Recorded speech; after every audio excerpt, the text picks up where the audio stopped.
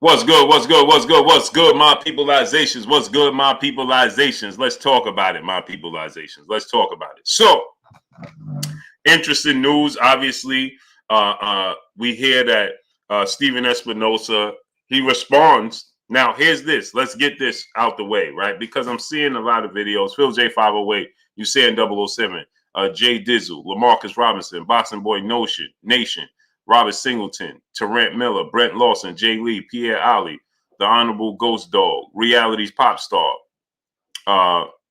Amani Harris, Terry Pruitt Wright, Peace of Blessings, Queen, where you been at? MP Dub TF, what's going on? Seth 214, Crane Enterprise, Frankie C31, Trey Dub 234, Map S, what's going on? DVT Gang, what's going on? Map S, Clarence McLean, Steve Austin, what's going on, my peoples? King Ferg, Terry Smooth Jr., Dwayne Yosef, Euphorbia Dave, Poe Porter, Jay Davis, Dago 619, Cali Factor, Wayne Fisher. Who I missed? Smash the like button, people. Glenn Polarstock, Wayne Fisher, what's going on? Eric Parker, Ray Robb, I Am Fresh Forever. Terry Smoot Jr., my brother. Victor Mack, Nicholas Simmons. Yeah, let's get into this, right? Erica Bailey, Peace of Blessings, Queen. How you doing today? G Boxing, what's going on? James Jones. Corey Murphy, what's going on? I don't understand why it's moving like this because I know I'm missing people and I can't see you. Raul Garcia, Ronaldo Celius, what's going on? What's going on, great brother? Joel Radarty. Hope I say your name right. Fly Guy Indy, Ishmael Casillas, Jerron Gray. What's going on? Dago 619 said Tank sold one pay-per-view. Wendell Jackson, what's going on? AP, Jerron Smith, Anthony Fitzgerald, Stedman Paget, what's going on? Southside Tone, what's going on? Jameli, what's going on? So, Mr. Carter, what's going on? So now I'm seeing a lot of people saying that the numbers weren't this, the numbers weren't that. Michael Bond, what's going on? Jerron Gray, Retros for Life, 79 Boxing, GGTV, Julius Thomas, Melvin Boone, Dion Folks, Rashad Akdar, what's going on? So now let's just get into this, right? Jesse R, what's going on? Okay, it's just simple mathematics. Demetrius Hall, what's going on? It's simple mathematics, right? Some things are just plain and simple, right? Jay Lee, what's going on? It don't need salute to Belize. Salute my brother Jerron Gray out in Belize. Salute to you. New Fat Boy Fitness, my brother. Where you been at, bro? Just Boxing. What's going on, great brother? I don't think Tank Numbers did what they wanted to. Black Thanos, Rico Dub, what's going on? That's evident, right? Inglewood Black, what's going on? Now, Juan Pierre, what's going on? Supreme TD4L, what's going on? Now, I saw people saying, oh, man, T. Scott, what's going on? This is the thing, right? Let's talk about this. Okay, Kurt. Yes, sir. We're going to have the historian in the building. My brother, Kurt Anderson, a.k.a. Kurt Sugar, a.k.a. the historian. My brother, my co-host, Joe Dory. What's going on? Kurt, you want me to send it now?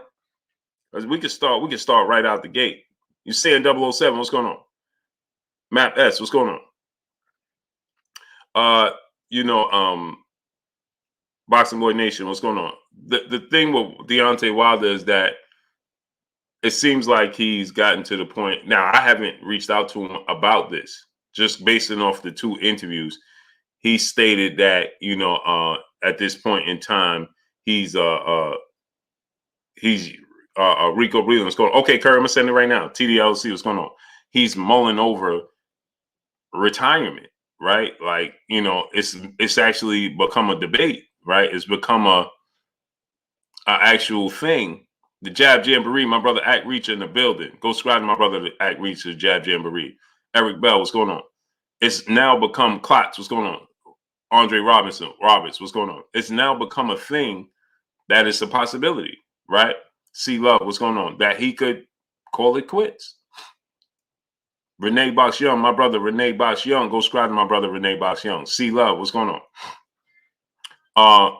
which is very, very, to me, it was shocking to me because um, I know that he was already planning his comeback when the fight ended, right? He already was eyeing a comeback. He was already eyeing, you know, a way to regain those belts. Emmanuel H, my brother, go subscribe to our basketball channel, man.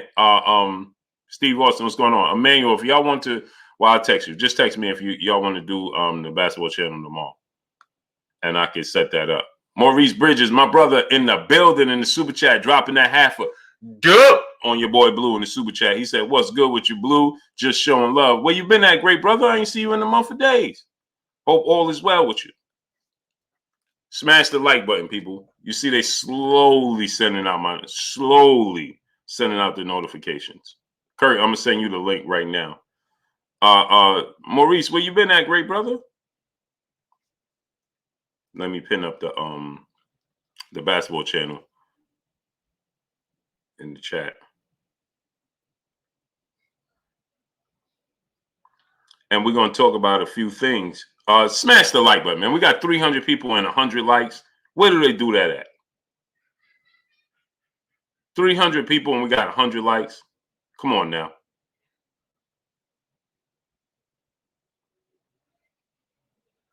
Go click on that link and subscribe to the basketball channel. Ranu Sarto's brother in the super chat said, "What up, Blue? At work, waiting on your live." Yes, Kurt. Yes, sir. Salute to you, great brother. Yeah, I started very late because I had some things to take care of. Grail Sabelli, what's going on? Light Aziz, what's going on? I've been going to the gym lately after work, Blue. Okay. Health is wealth. Tech Rock, Smaggy, what's going on? Robert Singleton, what's going on? Dion Folks, my brother. Miss Kibble, peace and blessings to you, Queen. Chris, what's going on, great brother? B Fitness, Chris Bernadette, what's going on? Let me get the historian on here. So, Talib Cunningham, Leon Sterling, Benjamin Harrington, Tone Capone 1, what's going on? So the thing is, right, now, the thing is, I see people responding to, this whole situation with these numbers from Gervonta Tank Davis. Now, why would I want to keep it close to my chest? St. Louis Mick, Akondo Samuel San, what's going on? Dion Doug, Kryptonex, what's going on? Why would you want to keep the results close to your chest when it's a bragging situation? Right? The whole sport of boxing is about bragging. St. Louis Mick, my brother, what's going on? Gabe Moore, what's going on? You understand what I'm talking about? Robert Singleton, my brother in Super Chat said, "Bluebell, your nine is cooking at the right time." Facts. I wish we didn't lose that game to the Seahawks, but it is what it is. Macadocious, Mac of the South. What's going on? You understand? So now let me ask y'all this question, right? Edwin Guzman, what's going on? If you feel like it did good numbers, right? It did good numbers, right? Why would you want to hold it close to your chest? Teach, what's going on? No Levels, what's going on? D Brown, what's going on? You understand what I'm saying? You would want to, Dwayne Jones, what's going on? You would want to, Tay Brown, piece of butt queen. How you doing today? Yeah, that Seahawks loss hurt us, Maurice Bridges. Right? You want to tell it to the world. Hey, if he did 1 million pay-per-views, do you think that they would be telling us we ain't going to tell you what the pay-per-views did? Terry Pruitt, right? Peace of blessings to the queen in the super chat, dropping that half a hundo on us in the super chat. He said, "I've started a new shift, so even if I don't shout out, I'm watching and hitting the like button. Even if I watch after the live stream, I still watch you, Blue." Oh, peace of blessings to you, queen. I appreciate you 1,000% dropping that half a hundo on your boy Blue in the super chat. Much love to you. Malik Rain, Chris Brooks, what's going on? And blessings to you on your new shift. Hope you like it. Jew Blue, what's going on? Right?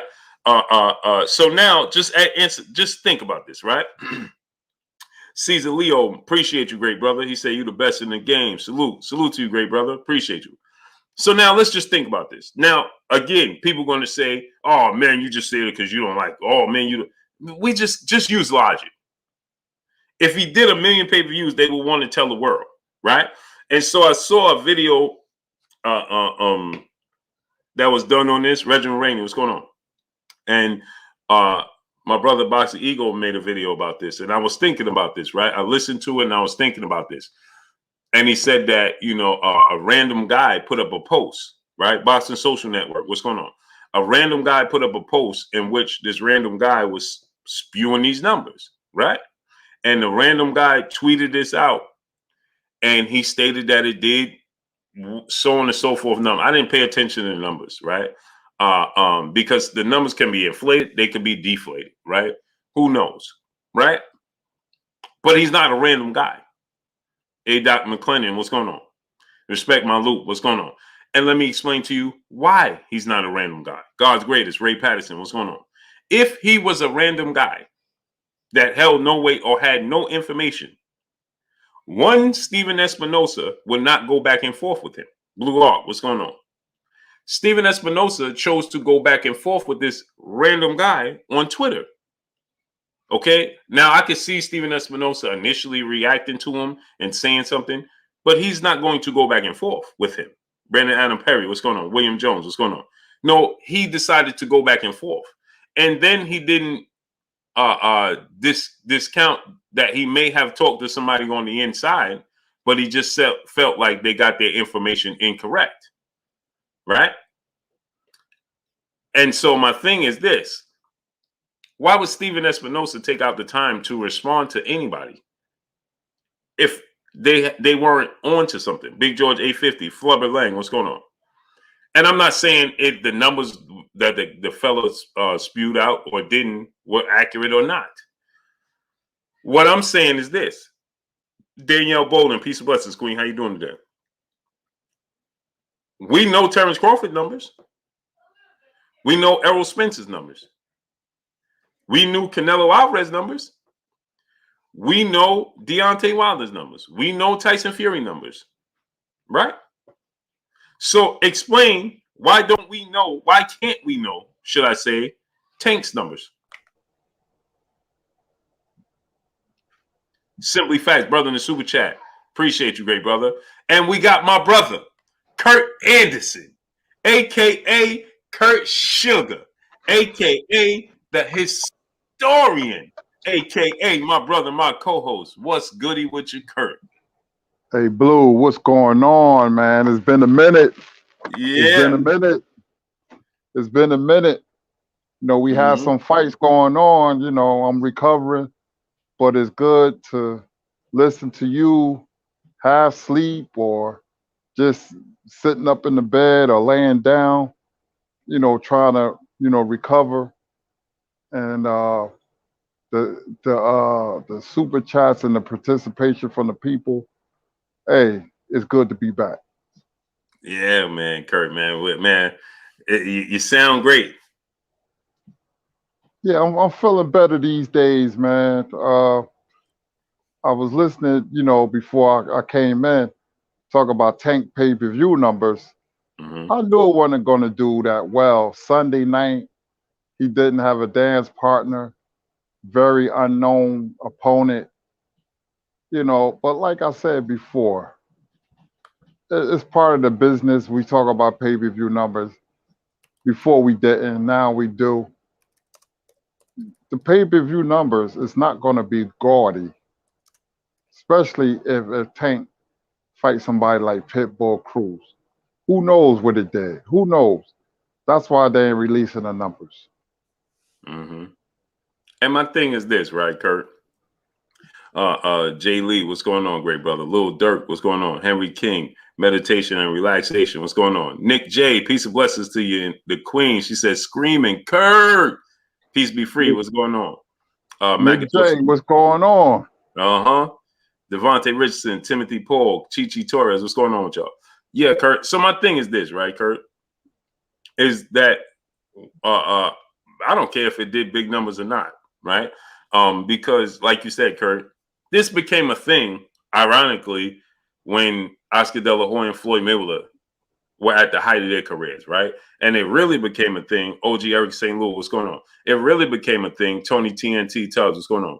When they were going back and forth with one another, who's the cash cow, right? Then we really started giving it a lot of credence. I mean, we knew Mike Tyson did big numbers. I know Boston, what's going on? Dwayne 163, what's going on? X Crypto, what's going on? B Dub FT Gate, what's going on? We knew Mike Tyson was doing enormous pay-per-view numbers, and he was, you know, what he bought 20 Hummers and all that. John J. Doe, what's going on? Northside D Nice, what's going on? We knew this already. Donald Faze, what's going on? That you know, they were making big numbers and things of that nature. Play You, what's going on? But it really became a thing when Floyd Mayweather rivalry with Oscar De La Hoya got blown up. Big facts, no cap. What's going on? Right? That's when it really became a thing, ironically. Right? And so since then, that's always a way to negotiate, right, Kurt? That's always a way, you know, to make a fight or not make a fight, right? It's always a way to judge my worth compared to your worth. It's been that way now since that fight was what, 2007?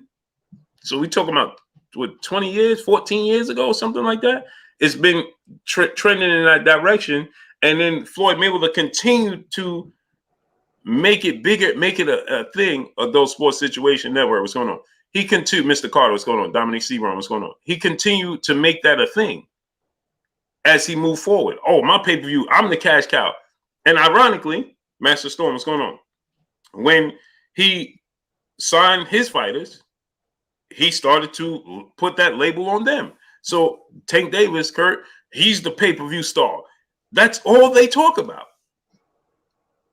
Nick O'Time, what's going on? That's all we talk about. When you talk about Tank fighting this person, well, Tank is the pay-per-view star. Well, we want to see Tank fight. Well, Tank is the pay-per-view star. Well, we want to see Tank. Well, we know Tank. Well, everybody want to fight Tank because he's the pay-per-view star. Right. Okay, so we hear you now, loud and clear. He's the superstar. And I don't doubt he is from 140 on down. Right? He's the superstar. But now you tell us that Tank will fight anybody and he putting people in the seats. And yeah, he puts them in the seats, no doubt. Atlanta sold out. LA was sold out, no doubt. So now tell us about the pay-per-view numbers. Kevin Lau seeing what's going on. Well, now we know Errol Spence pay-per-view numbers, don't we, Kurt? Mm-hmm. We know Terrence Crawford. We can't stop talking about Terrence Crawford pay-per-view numbers. When comparing him to fighting everybody else, Jay Lynn, peace, bless queen. When we talking about Terrence Crawford fighting anybody else, well, he ain't a pay-per-view, his pay-per-view. It's okay to talk about Terrence Crawford pay-per-view numbers. It's okay to talk about Canelo Alvarez pay-per-view numbers. Now it's not okay to talk about Tank Davis pay-per-view numbers. When you tell us he's the cash cow, he's the pay-per-view superstar, he is the man. We talk about when Deontay Wilder and Anthony Joshua. I never heard Eddie Hearn say, I ain't talking about Joshua's pay-per-view numbers. No, all he did was brag about Joshua's pay-per-view numbers compared to Deontay Wilder's pay-per-view numbers. Montrell Evans, what's going on? Why not? What's going on? Via Ferrer, what's going on? Al Marino, what's going on? This is all we talked about. So when we talk about Devin Haney, well, Devin Haney versus Tank. Well, you know, Tank is the star. When we was talking about Teofimo Lopez, Josh Richardson, what's going on? Wait, Kurt, when they was talking about Teofimo Lopez and Tank, what was the first thing they started telling us? Pay-per-view. Pay-per-view. Tank is the star. We know Teofimo ain't going to be the A-side. Naughty Dread, what's going on? And none of us, I didn't deny it, you didn't deny it. Nobody denied that Tank was the biggest star, pay-per-view star. We agreed. He's the A-side. So why is it an issue now when people say, okay, we just want to know the numbers? That's all we want to know is the numbers. Well, now we're talking about Big Block. What's going on? Alec Demenci. What's going on? Now we're talking about, Kurt. Did you read what Stephen Espinosa said, Kurt? No, I didn't. I didn't get a chance to. All right, so let me read it to you what he said. This was Stephen Espinosa's response to why he don't feel the need to release the pay-per-view numbers. And his response was, let me see if I can find it before I lost it. Because I don't agree with this, because we know everybody's pay-per-view numbers. Now, all of a sudden, it has to be a secret. We debating Errol Spence and Terrence Crawford because we're talking about the pay-per-view numbers. Now it's a secret. Now we got to keep it close to our chest The pay-per-view numbers? Why? Why? Now, the only reason we would say you don't want to release the numbers is because you don't feel like it did what you felt it should have done. Period. Period. You felt like it underwhelmed. That's why you don't want to release this. So let me see if I can find this. Now I lost it. Hold on 1 second, Curry. But he goes on to say that he goes on to say that they are G Cole. What's going on, great brother? He goes on to say, Kurt, that they are independent contractors. The boxers are independent contractors, right? And because the boxers are independent contractors, they should not have to release or let the public know their purses or their pay-per-views. And then he goes on to say, Kurt, because now Misfit, Peace of Blessings, Queen, Groundhog Sports Nation, what's going on? He goes on to say, Viren Rogers, what's going on? He goes on to say that they're independent contractors, right? So their business is their business and needs to stay private now. And then he goes on to say that, he's going to now follow the format of streamers. So he's saying that Eddie Hearn, and Top Rank, so on and so forth, they don't release the numbers. So why should they? So why should they have to? They don't let the boxing world know what the pay-per-view numbers are. They don't let the boxing world know what the purses are. So why should they? And I'm confused because we've been doing this now forever.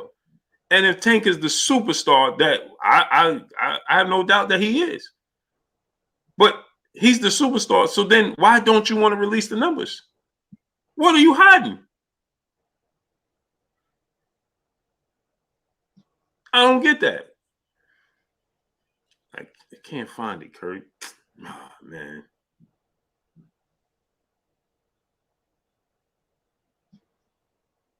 I can't find it now, Kurt. So what he did was, Kurt, a guy put information out about these pay-per-view numbers, and Steven Espinosa decided that he needed to respond to this gentleman on Twitter and let the world know that the numbers he was putting out were fake. But then he goes back and forth with this gentleman who is not somebody that's of too much importance, but he goes back and forth in explaining that, no, this is not the numbers, and electronic numbers he did. The guy said it did, I think he said 89 or 90,000 pay-per-views. And he said, Steven F. Spinoza says that, well, electronically, we did those numbers alone. So just release the numbers. Salute to the brother Carolina Ryder, my brother Carolina Ryder in the building, in the super chat, dropping that hundo on us in the super chat. Salute to the great brother Carolina Ryder coming through, studding up, dropping that hundo on us. Yeah, Kurt. So, and hold on, play you, brother, in super chat. Floyd versus Canelo. Floyd 44-0, Canelo 42-1-1. Green where too young. Where I'll sit this for when it's needed. Even professionals just outclassed. This is a fact. Yeah, they tell you that he was too green, but Teofimo Lopez wasn't too green. Timothy Paul, brother, in the super chat, dropping that half a dub on us in the super chat. And he said the number are a good sign for a better opposition. Need Ellaby is a bad for Tank's career. Also, whenever a fighter gets cornered to fight Haney, they use Tank's name, knowing they won't fight either of them. Yeah, I agree with you. I agree with you, great brother. I know Boxing Brother Super Chat. Tank is a superstar, but he doesn't fight alone. Opponents matter. Agreed. Yeah, Kurt. So what's your thoughts on that? Steven Espinosa. So he's holding it close to chest.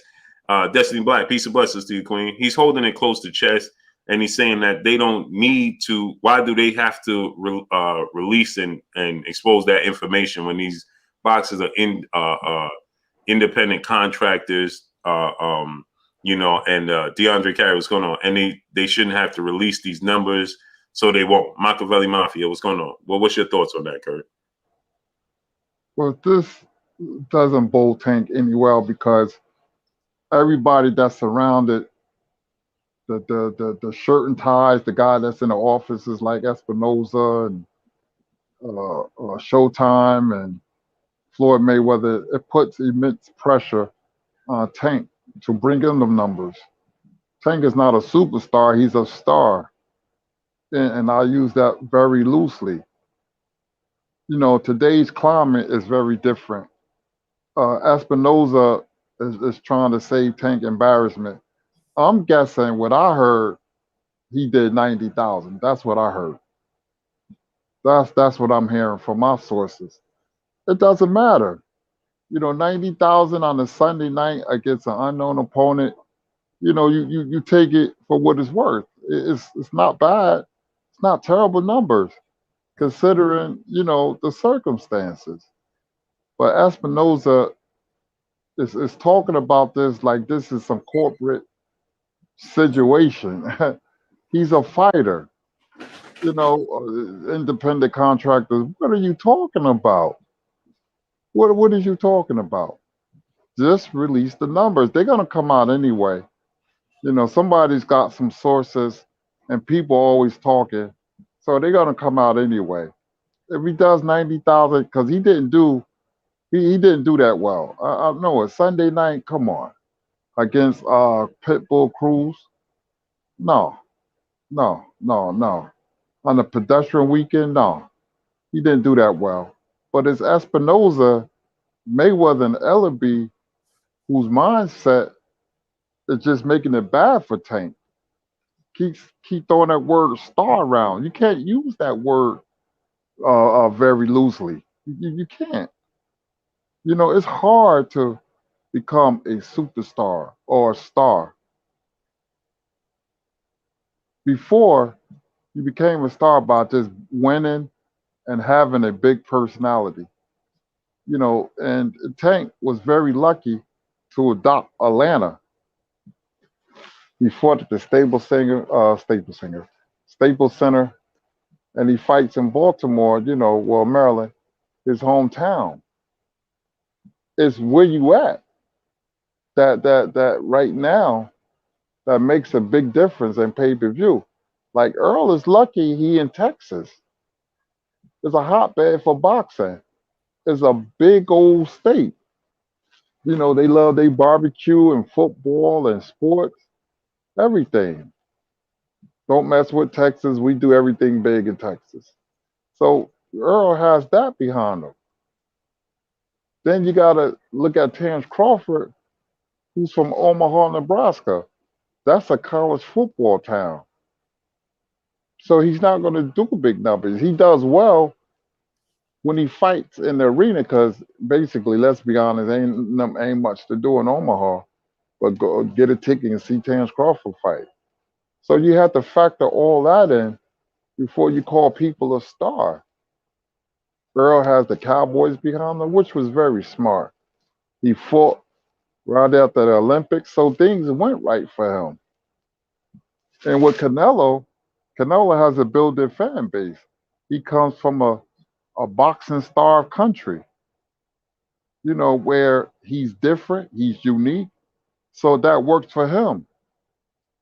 But the $1 million sellers, that's a thing of a past unless you have a super fight or unless you have a rivalry like Wilder and Fury, which did well. So that's my take. Excuse me. That's my take on Tank Davis and Steven Espinoza. They put too much pressure on him. And the thing is, like you said, they put the pressure, right? Mark J, what's going on? But not only do they do that, like you said, Kurt, every time there's a camera, every time there's a build-up, every time there's an interview, you say he's a star, he's a star, he's a superstar. Justin Watson, what's going on? Von Dollar, Mr. Carter, what's going on? Right? He's a superstar. So cool. Nobody's against that. Let me make that clear. Right? We're not saying that he's not. Ashura Kempachi, what's going on? Ishmael Andre, what's going on? Money Mitch 909, Steven Taylor, what's going on? We're not saying that he's not. The thing is, like Kurt is saying, is that the pressure. You continue to tell the world he's the star, he's the superstar, he's the cash cow. No doubt that he's not, that he is. Right? The thing about it is, okay, so the people want to see Zeke Gotti, what's going on? The people then want to see the proof. That's what happens. Kristen Martinez, what's going on? Big Theodore, what's going on? People start demanding the truth. That's all that is. Marcus Walls, what's going on? Wayne Wade, what's going on? Quincy Jordan, what's going on? You start to look for the, okay, now you could tell me you're something all you want to. Eventually, I want you to prove it to me. Alex Saddam, what's going on? And that's where it has gotten to today's time. So when they take the social and say, oh, we're not going to reveal it, and why should we? Well, then why should you not? Because now the people want to see the proof. That's all. David Bohannon, what's going on? Dub CPB, aka Brandon, what's going on? It's just like Floyd Mayweather, right, Kurt? When Floyd Mayweather told us, I'm the superstar, I'm the cash cow, I'm the superstar, I'm the cash cow, we had no doubt he was. When he said, I took over for Oscar De La Hoya, we had no doubt. Kwame Kensa, what's going on? But what did we start to ask for, Kurt? The proof. You got to show me. So what did Floyd Mayweather do? I'm going to fight this dude and show you the proof that I'm a bigger star than Oscar De La Hoya. You see what I'm saying? Cut. So we started wanting to see Current Sugar, what's going on? King Life of Games, what's going on? We started to want to see the proof. And there's nothing wrong with that. But you can't tell the fans that he's a superstar, and then when the fans ask you to show them the proof, I ain't saying you got to show the purse. Who cares about that? Who cares about that? But this has been an ongoing thing since Floyd Mayweather made it an ongoing thing to show the proof. DeMond Kennedy, what's going on? So now we want to see the proof. So if it did, like I said this, Kurt, if it did 1 million pay-per-views, we wouldn't even have to ask to see the proof. Now, would we, Kurt? Yep, that's right. They would have been front and center telling us immediately, here go the numbers. Just like they did with Canelo.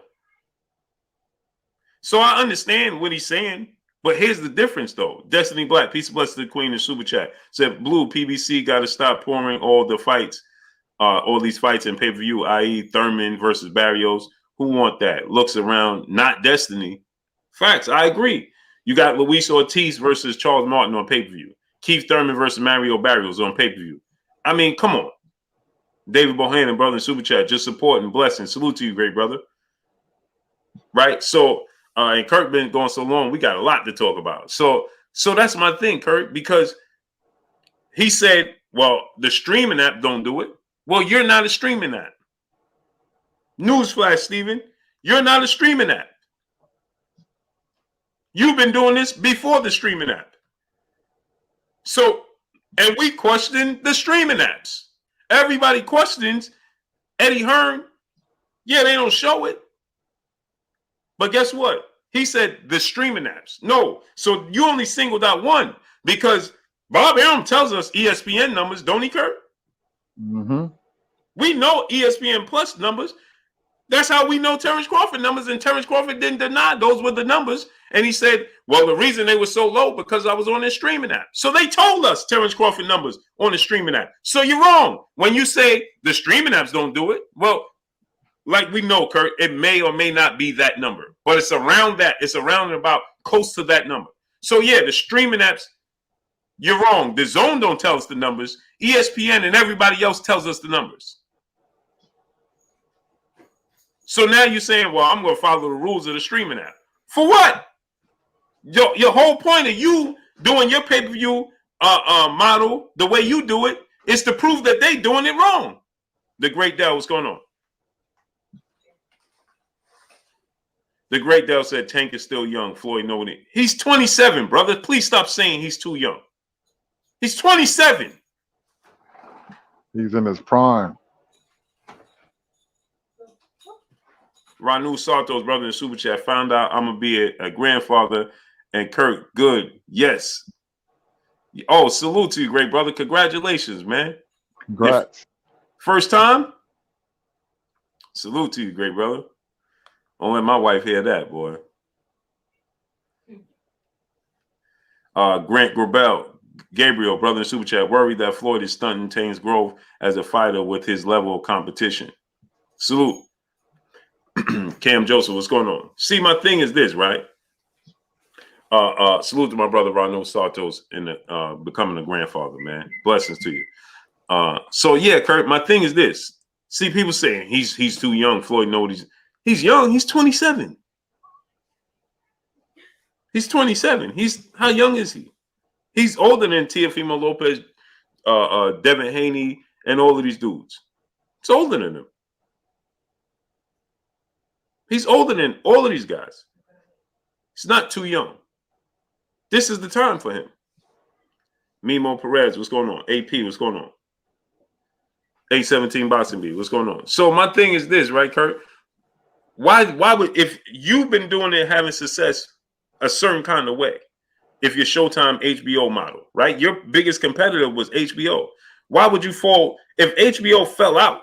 Your biggest competitor, I got C's, what's going on? Cyrus Gaston, Quincy Quintan, what's going on? Your biggest competitor in HBO has fell out. You shouldn't be competing with nobody. Now you should be working the market. D Howard, what's going on? You ain't got HBO to compete with no more. So why would you fall back into competing with streaming apps? What, does that make sense, Kurt? No, if I was Showtime, I would have went on a very aggressive campaign to promote my channel. It's a cable channel. It's not like it's an app. You know, it's different. It's different. It's not like it's an app, The Zone or ESPN Plus, because my competitor no longer shows boxing. So I would have went on a very aggressive campaign to promote my channel, including boxing. That's what I would have done. Mm-hmm. And the thing about it, right? And salute to the brother CB Sports TV, brother Carl Burrell in the building. 36 minutes boxing, what's going on? And my thing is this, right, Kurt? Like you said, it's a cable network, right? So they don't have to censor anything. On their 24/7s, all access, they don't have to censor anything, Kurt. The apps, ESPN Plus, that's still a PG network. You still have to censor that. This format on Showtime, Abdul Smith, what's going on? You don't have to censor anything. Steve Trivago, what's going on? We got 750 people and we have 300 likes. Smash the like button. Get the likes up. Kizzy Hayes, what's going on? Get the likes all the way up. We should have at least 700 likes right now. Smash the like button. But yeah, Kurt, like you said, I would have been aggressive with it. Renaissance Dad, what's going on? I would have been super aggressive with it. I don't have to censor anything. You're saying 007, what's going on? I could have Adrian Broner on there and not censor Adrian Broner. Imagine Errol Spence, Terrence Crawford, all access on Showtime. You don't have to censor anything, Kurt. Nope. They could say what they want. You got Bomac saying what he want. You can have Bud saying what he want. Remember when we had the situation with Bud and what was his name? Jose Benavidez Jr. Mm-hmm. Mm-hmm. Remember they went back and forth in the gym. They had to censor that. Remember? Mm-hmm. You don't have to censor it now on Showtime format. You don't have to censor anything. You don't have to blur out nothing, block out nothing. You could go full steam. So why would you want to compete with the apps? It don't. And so we knew all of these numbers ASAP. Now we want to hide the numbers, pull them close to our chest. Kerry Howard, what's going on? Because my brother Bish, B Megastar in the building. You got sons, daughters, nieces, nephews, little cousins, friends with little kids. Have them subscribe to KK Penson TV. My brother Bish, please drop the link. Right, Kelly Brooks, what's going on? So now because like we said, Kurt, today's market, it ain't doing what it used to do, Kurt. Those numbers ain't doing Creighton Brooks. What's going on? Herbert Johnson. What's going on?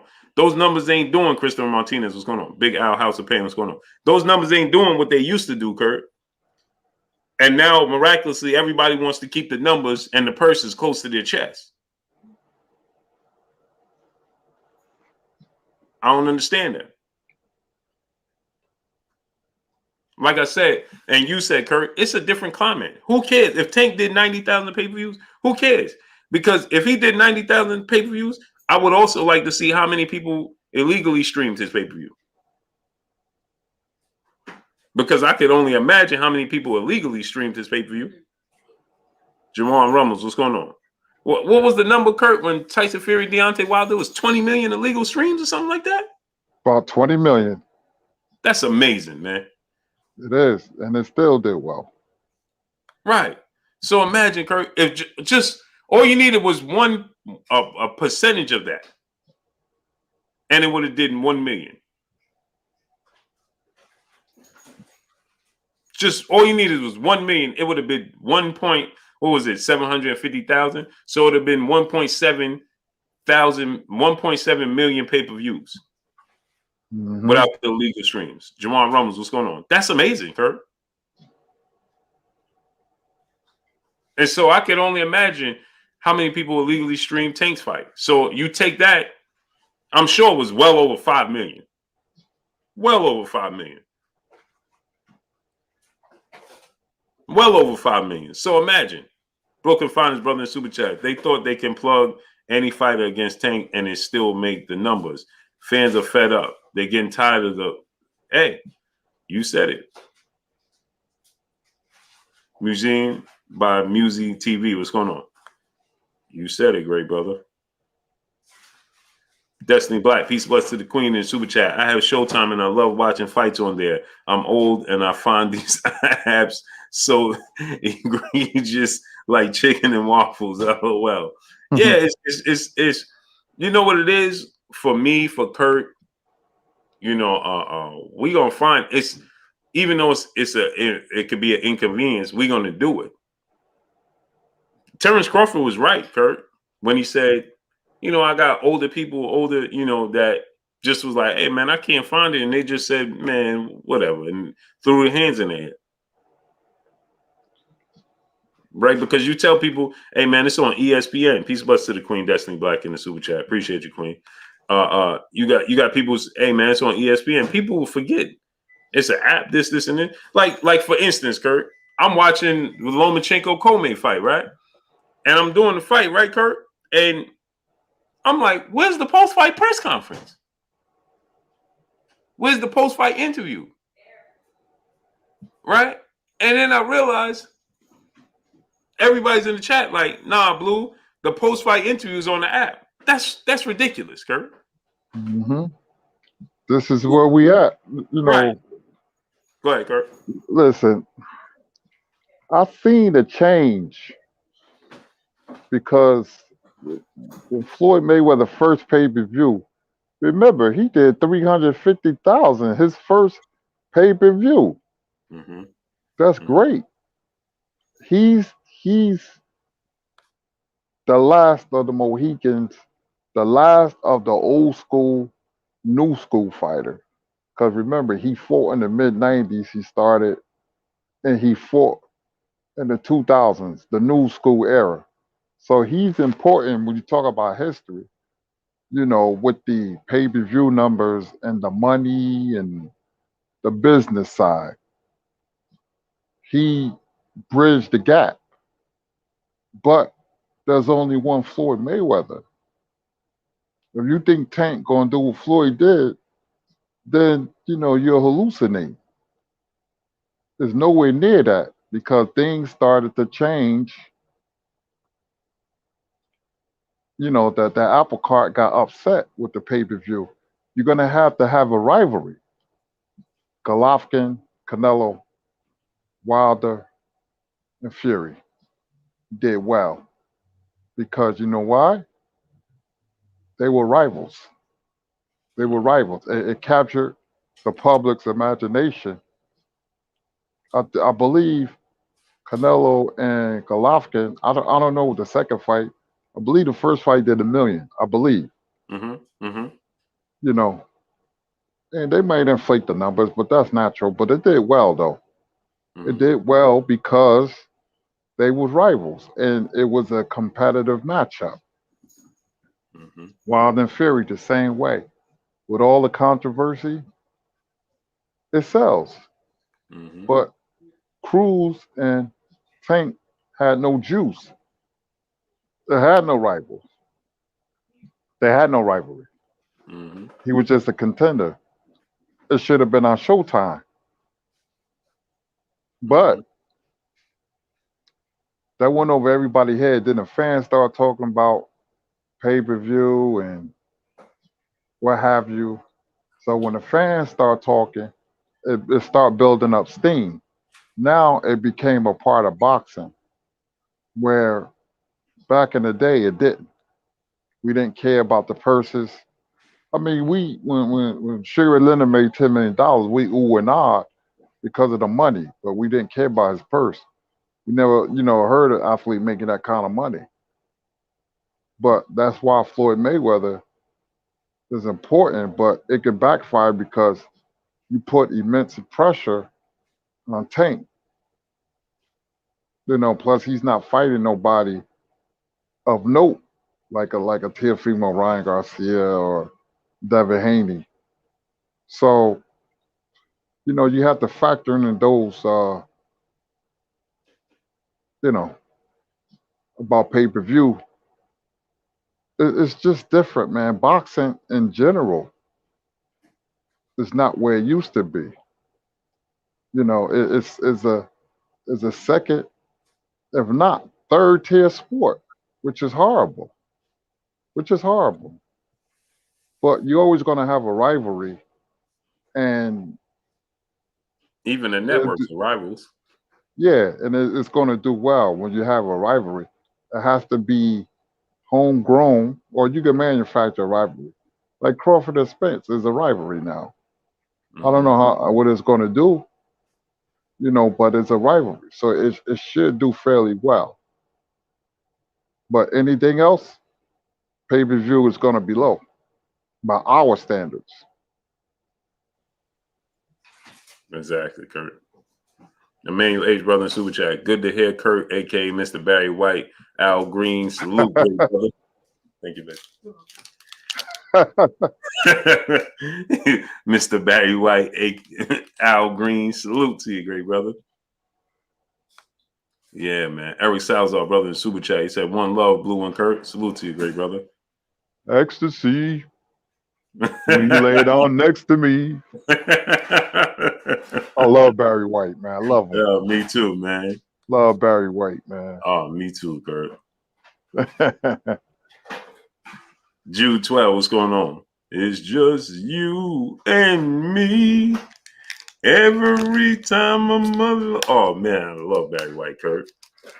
Man, get the best of Barry White, man. You'll be in La La Land. Sure will. Sean Dub, brother in Super Chat. Streaming sites are right now, but I remember watching Tyson fights on chipped cable in UK. Salute to you. Excuse And me. Go ahead, Kurt. let me bring up something. When you said us older dudes be like, smart this and devices that, I'm like sitting up here like an idiot. That we had to buy our TV in the rehab center.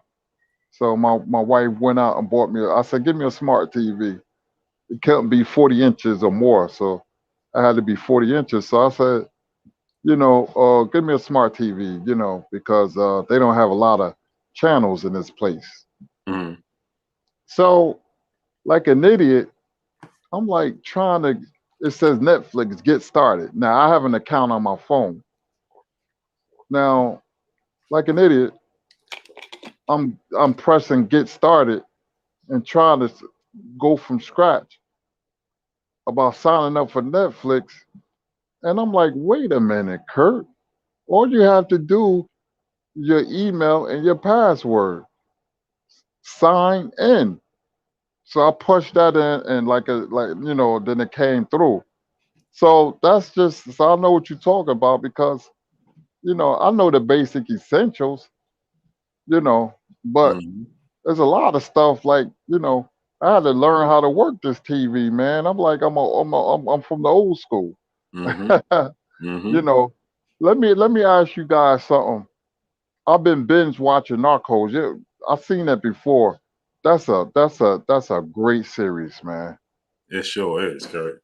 That's a great That's a great. See, I've been binge watching it since I came back from dialysis before I got on here. I seen like 4 or 5 episodes today. I'm like, wow. But anyway, back to boxing. Mm-hmm. You know, when you have a fight like Tank and Cruz, it's to pay for production costs. Nobody is going to make money. They hope to break even. It's production cost is paid for. Because remember, that's what HBO went out of business. They got sick and tired of the budget you know, paying for production costs. They rather put it in TV series, Game of Thrones or something like that. They lost faith in boxing. So they seen this coming, where to them, boxing don't really matter anymore, which is very sad. Very, very sad. Who would have thought an institution like HBO get rid of boxing? Yeah. Unbelievable. The music from HBO with boxing it just was boxing, man. Yeah, Every fighter wanted to be on HBO. Every fighter. it's the different day and age where music is not that good. The fighters I'm used to seeing, I'm not going to put down the fighters.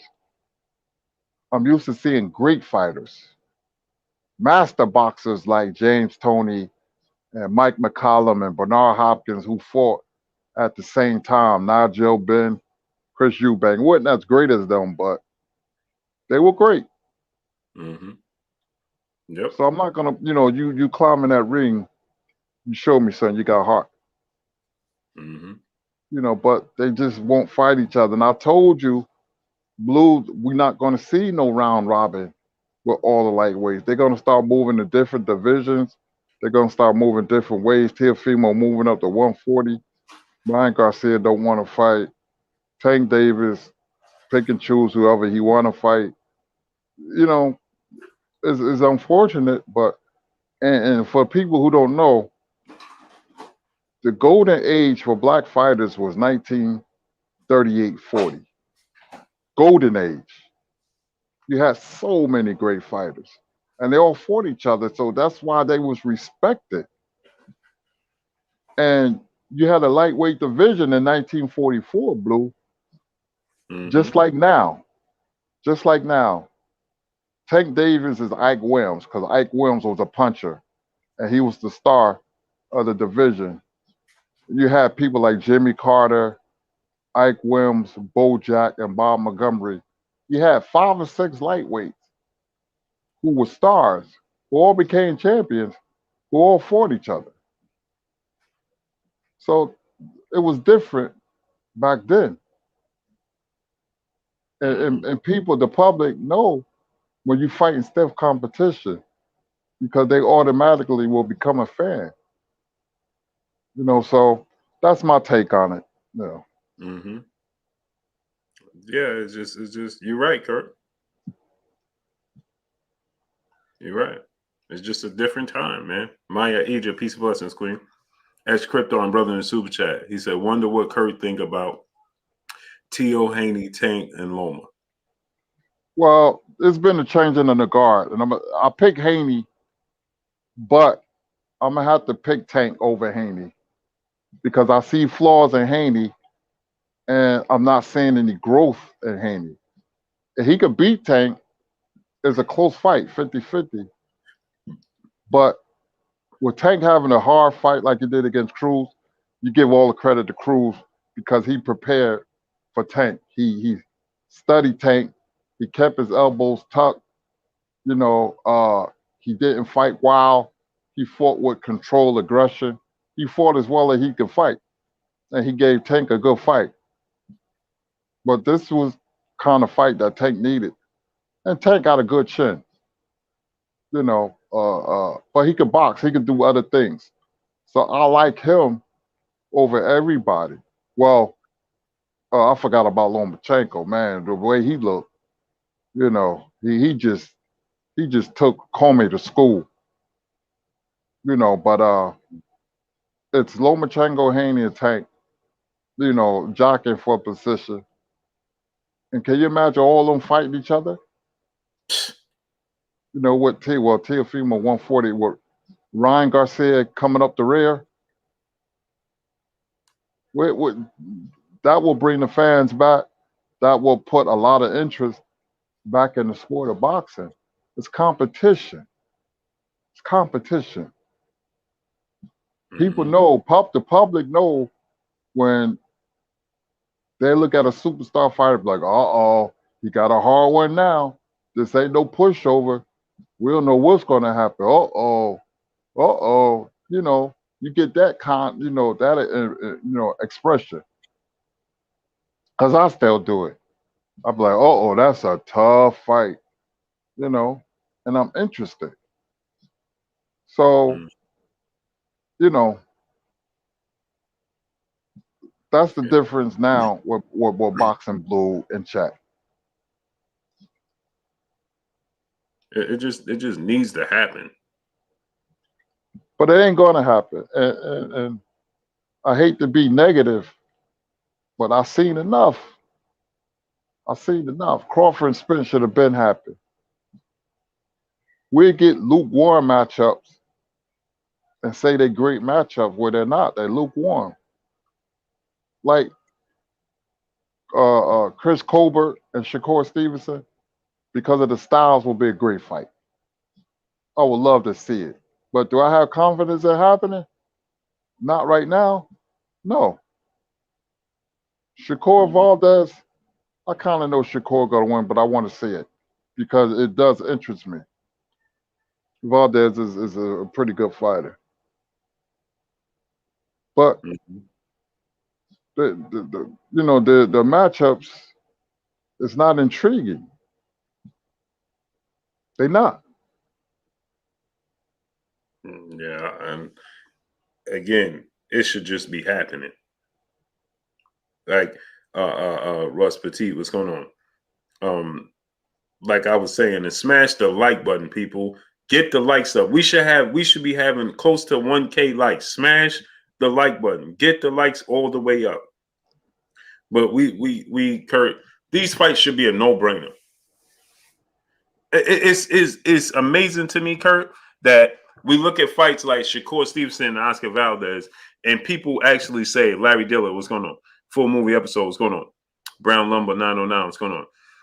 We look at these fights, Kurt, and people actually say, fantasy matchup. This should be a no-brainer, Kurt. It's a unification bout in the same weight class. Why is it a fantasy matchup? And to listen to Tim Bradley, right? It's amazing to me. He was asked, and this is not a slight to him. He was asked, what do you think about Shakur versus Lomachenko? He said immediately, he works there. He's been fighting for Top Rank. Nitty Quinton, what's going on? No hesitation, Kurt. Right? He says, oh, that's not going to happen.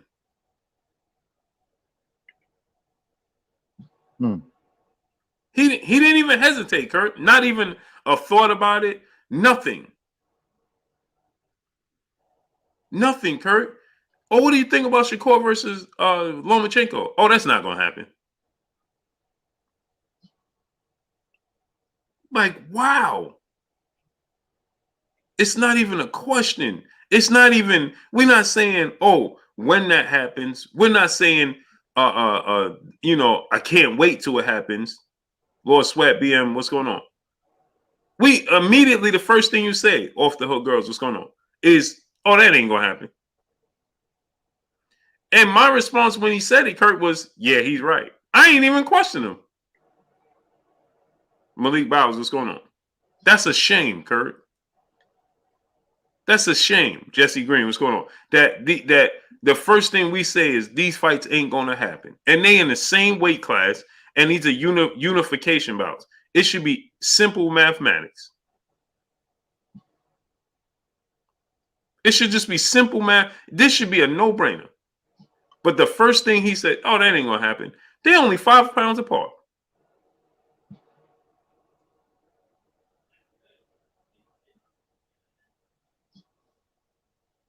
They're only 5 pounds apart, Kurt. And we look at it as a fantasy matchup? Man, that's amazing, man. That's amazing.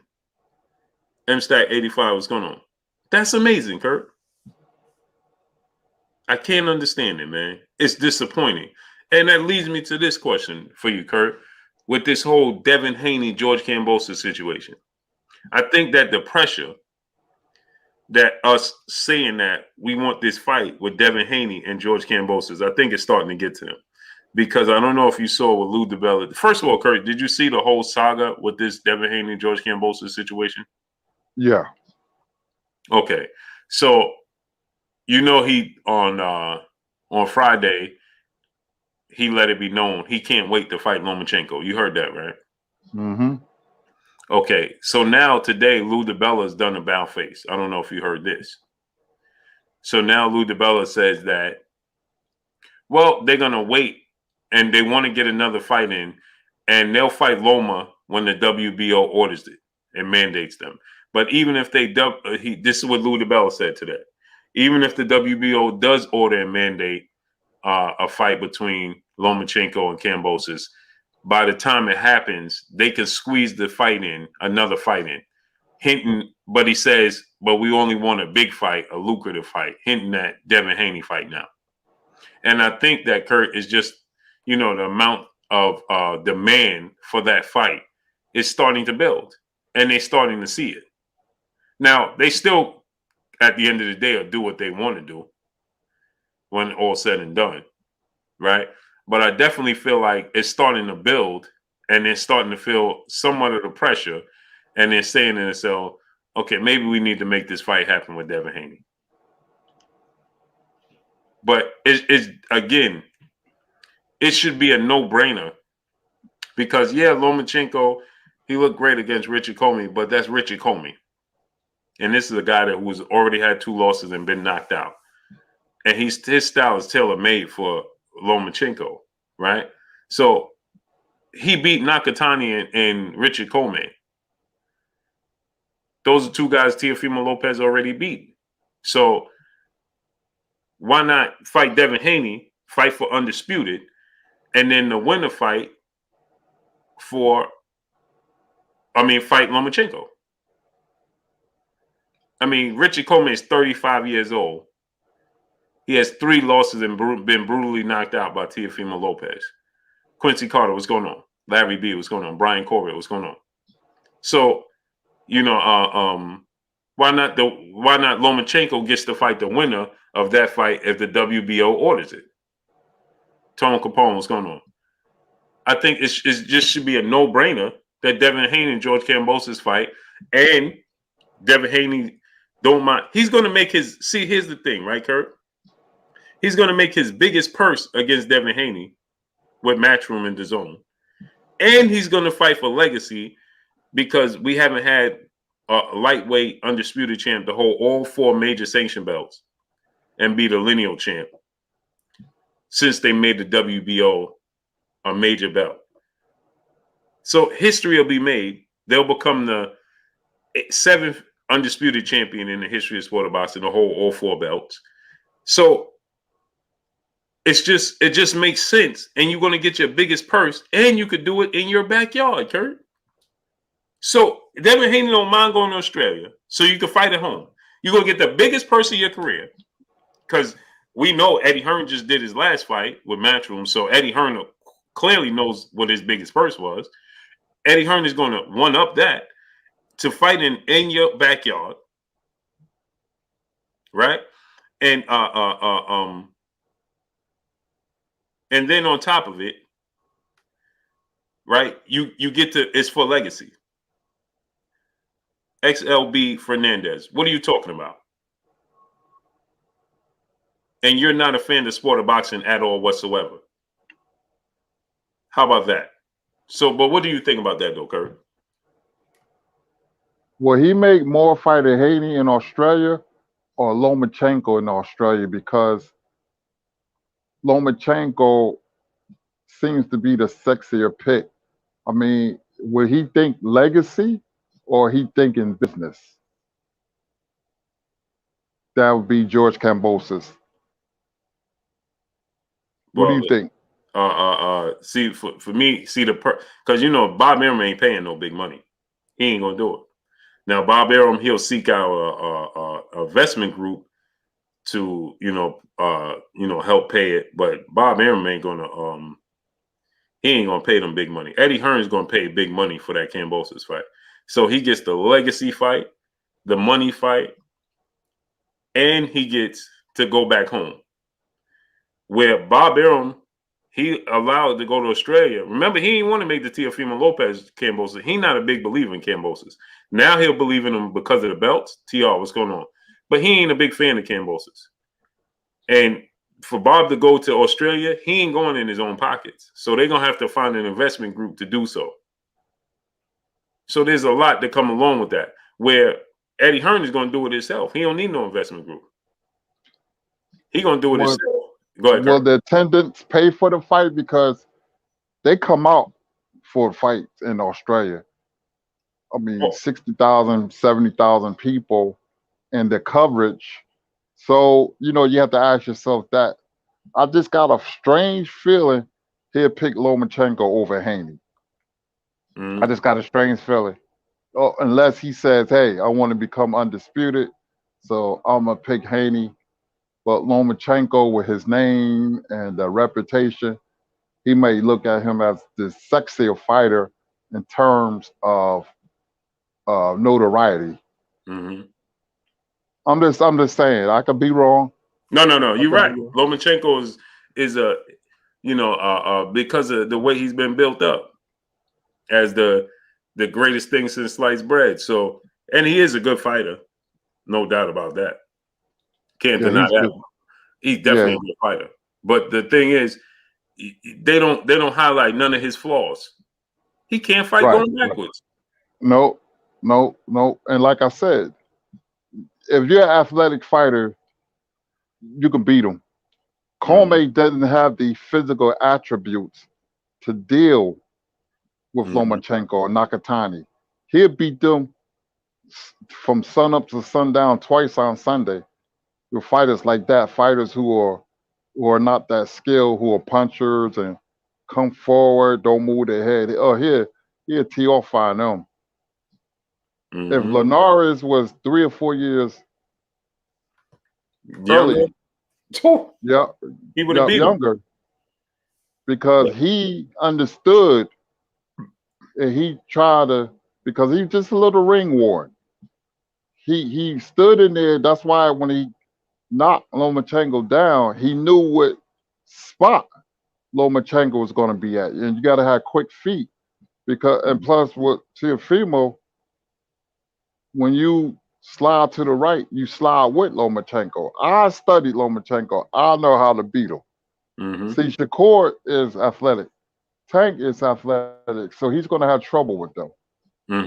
Come on. Teofimo beat Lomachenko, and Lomachenko, Teofimo loses to Kambosos. So maybe, I've been saying Lomachenko ain't no great fighter. He's a good fighter. What is he, 15-16-2? He's a good fighter. Yeah, he's 16. They don't highlight none of his flaws. And what's my man name? Joe Tessitore. Oh, he gets us on my nerve, man. Oh, man. Oh, my God. I can't even listen to him. Lomachenko, that's a right hand. Yeah. That's a right hand, Lomachenko. No, Lomachenko, going in for the kill. Lomachenko. I'm like, oh, my gosh. They just over. It's like, and Larry B, brother in Super Chat, I'm still trying to figure out how Bob squeezed Loma in the pick. John Reptile Page, brother, what's going on in the building? Yeah, he squeezed him in there. I mean, he's a good fighter. Don't get me wrong. It's just they overstate him. They don't highlight they'll highlight everybody else's flaws. Shakur Stevenson is boring. Devin Haney is this. Can't punch. Teofimo Lopez is this. They'll highlight everybody else's flaws. But they'll tell you, look at the angles. Look at Lomachenko. You know what I realized, Kurt? Ex-Krypton, brother in Super Chat. He said, Kurt, what you think about Tio and Gary and Kambosos and Haney versus JoJo? Oh, yeah, we're going to get to that. But you know what I learned watching him now, Kurt? He's a front runner. When he has you retreating or he has you confused, oh, he looks spectacular with his angles. When you defensively and you put your high guard up, oh yeah, he'll turn to the side and he'll do all of these 4 or 5 little punches and but when you pressuring him and you going forward, he doesn't even attempt to throw a punch off his back foot, Kurt. He don't even attempt to throw a counter punch off his back foot. He don't counter punch his opponents. When he's going forward and he's pressuring you, you in trouble because he's very accurate. He has a very high ring IQ. That's why he don't punch going backwards because he knows it's not a strong suit of his. His ring IQ is high. He knows that's a weakness. He don't do it going backwards. That's why when Teofimo Lopez was pressuring him for the first 7 rounds of that fight, he didn't throw double-digit punches because he's not comfortable trying to counter you going backwards. And he manipulates his opponent's defense. Like he'll knock down a strong hand. He'll change speed on his punches. You know, he'll do things like that. You know, he'll I won't say pity pat, but he'll paw. And that's what he does. He manipulates his opponent's defense. I see what he does. I see everything what he does. And he could get out the way, Kurt, because he's not throwing punches when he's defensively. See, the problem with Devin Haney, Shakur Stevenson, and Tank Davis, and even Teofimo Lopez, and George Kambosos Jr., when they're going backwards, they try to still throw punches. It leaves them vulnerable. But they still try to throw punches. It's just like you said with Linares. He knew that mistake he was going to make coming in. He knew where he was going to be. Because he does that. He'll put his head in your chest. Right? You know what Lomachenko is, Kurt? He's very comfortable in the ring. He's comfortable being who he is in the ring. That's what makes him so great. He's comfortable being himself. He knows where he reminds me of Canelo Alvarez. They know what they can and can't do. And they're not gonna let you put them out of position to have a lot of success. Donald now, the 66-year-old G Grant, triple OG in the building in Super Chat. Salute King Blue Blood, the 3rd year in a row for me listening to the show. He said, "Wow, raking leaves. Appreciate that company, guys. Good to hear the Sugar Man. Salute to the triple OG in the building in Super Chat. Salute to you, great brother. Salute to you, bro." Kerry Howard, brother in the Super Chat, much love to you. Yeah, Kurt, so that's what I realized. Boss Fan Talk TV, Peace of Blessings to you, Queen in the Super Chat. She said, and when you hurt him, he slows down. This is a fact. He was feeling those body shots from Comey, too. Yeah, Comey he was. should concentrate to the body. I was yelling at the TV. I was like, keep going to the body. But you know what the problem is, Kurt?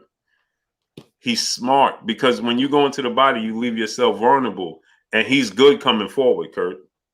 So you open yourself up going to his body, he gonna get you. He gonna get you, Kurt. You go to that body, to that well too often and be sloppy. See, you got to do. You know what it is, Kurt? Devin Haney, Shakur Stevenson, they could touch him there. Tank, they could touch him there because they use that jab to the solar plex, right? They could use that jab to the solar plex, and they quick enough to get it to him and touch him because his arms are very short. Even Tank arms are longer than his. He only got 64-inch arms. So you touch him to the solar plex, boom, right? And they could get to the point where they could touch him to that jab to the solar plex enough where they could turn that into a hook. Excuse me 1 second.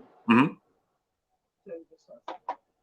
Salute to my brother Charles Edward Cheese in the building, in the super chat, dropping that 500 on us in the super chat. Salute to the brother Charles Edward Cheese in the building in the super chat, dropping the 500 on us in the super chat. He said Lomachenk, and only because of the media pushing him like he's a GOAT. So fantastic. Oh my God. He got behind him, rolling on the floor laughing. Yeah, man. They talk about the angle. Oh, look at the angles. Yes, he does do this, right? His angles are not as effective as Manny Pacquiao's. Because like Kurt was saying, he'll throw pity pat punches, right?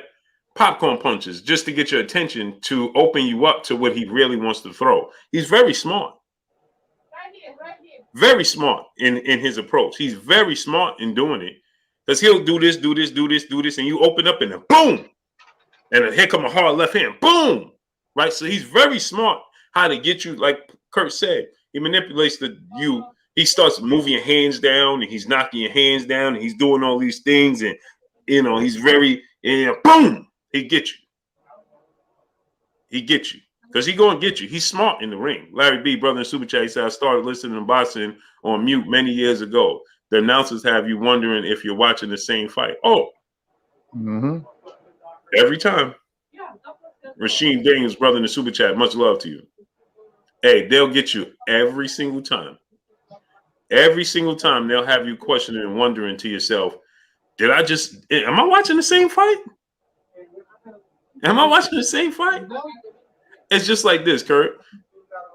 Paulie Maldonado tweets out, Lomachenko is fighting better opposition than all the other lightweights. He beat Richard Coleman, who had 3 losses already, and was brutally knocked out. He beat Nakatani, who already lost already, and was losing to what's the dude name? Kurt, what's that dude name Nakatani was losing to, and then he ended up knocking him out? Verdejo, remember? Felix Verdejo. Yeah, Felix Verdejo. Remember that, Kurt? He almost got knocked out. Verdejo ran out of juice. Lomachenko would beat them sun up to sundown. You have to be athletic to beat Lomachenko. I never seen a superstar fighter get so flustered when he fought Teofimo Lopez. For the first 6, 7 rounds, he couldn't do anything. He was totally neutralized. Mm-hmm. Mm-hmm. And all Kurt, because he couldn't box off the back foot. Yeah. He just can't. He retreats on the back foot, Kurt. He don't box off the back foot. No, he'll go back. He won't throw any punches there. He'll reset himself, and then he'll come forward. He's great coming forward. I love watching Lomachenko when he comes forward. Mm-hmm. He's great. But he's very beatable. Yep. He's very beatable. Robert Singleton, brother in Super Chat. I put Lomachenko on mute since the Corolla fight. Yeah, man. Oh, Anthony Toyota Corolla and lukewarm Campbell soup. That's what I call his two opponent. Mm-hmm. And remember, Kurt, it just reminds me of HBO with Manny Pacquiao. There goes Pacquiao. There goes Pacquiao. There goes Pac. It's just like, bro, come on, man. If you listen to it on the radio, you would think his opponent is doing absolutely nothing in the ring. Boy, did I manipulate his fans. When Pacquiao knocked out Hatton and Cotto, and they start chanting, "We want Mayweather. We want Mayweather," the Pacquiao fans. So what I did, I was like, oh, Floyd better watch out. Well, I knew all along he could never beat Floyd. Floyd was a superior boxer. So I bet as many people as possible, because I was giving them false sense of security. And I was like, you see what he did to Hatton? Wow. Mm-hmm. Yep. They took the bait. They ate it up. Yep. They ate it up. But, Lomachenko's a good fighter, man. There's no perfect fighter. Fighters have flaws. But the Joe Tessitore, man. My goodness. I mean, he just over the top with it, man. Mm-hmm. He's just over the top with it. Yeah, you You can't make know, it up. you can't make it up. You can't make it up. You can't. Jamal Stafford, brother, back in the super chat. How much control do Floyd really have? I'm really starting to think he worried about Tank. Tank exposed Loma, and I don't care what nobody says. I think Tank could beat Loma as well. He has the skills. He has the athletic ability, the technique, the size, the strength. He has everything it takes to beat Lomachenko. But like you said, Jamal Stafford does do the important thing is, do they believe that? Because that's a big fight. Why not make the fight happen? Yeah, he ducked Loma. Well, he wasn't ready before, but now he is. That's a tough fight. That's a 50-50 fight. You know, I will not underestimate Lomachenko. You know, he could beat anybody. He's a good fighter, and I like his attitude. And plus his competition. He fought a lot of people. When Walters was killing everybody. Uh, Mariaga, Gary Russell. You know, he fought a lot of people. Mm. Teofimo, he fought a lot of people.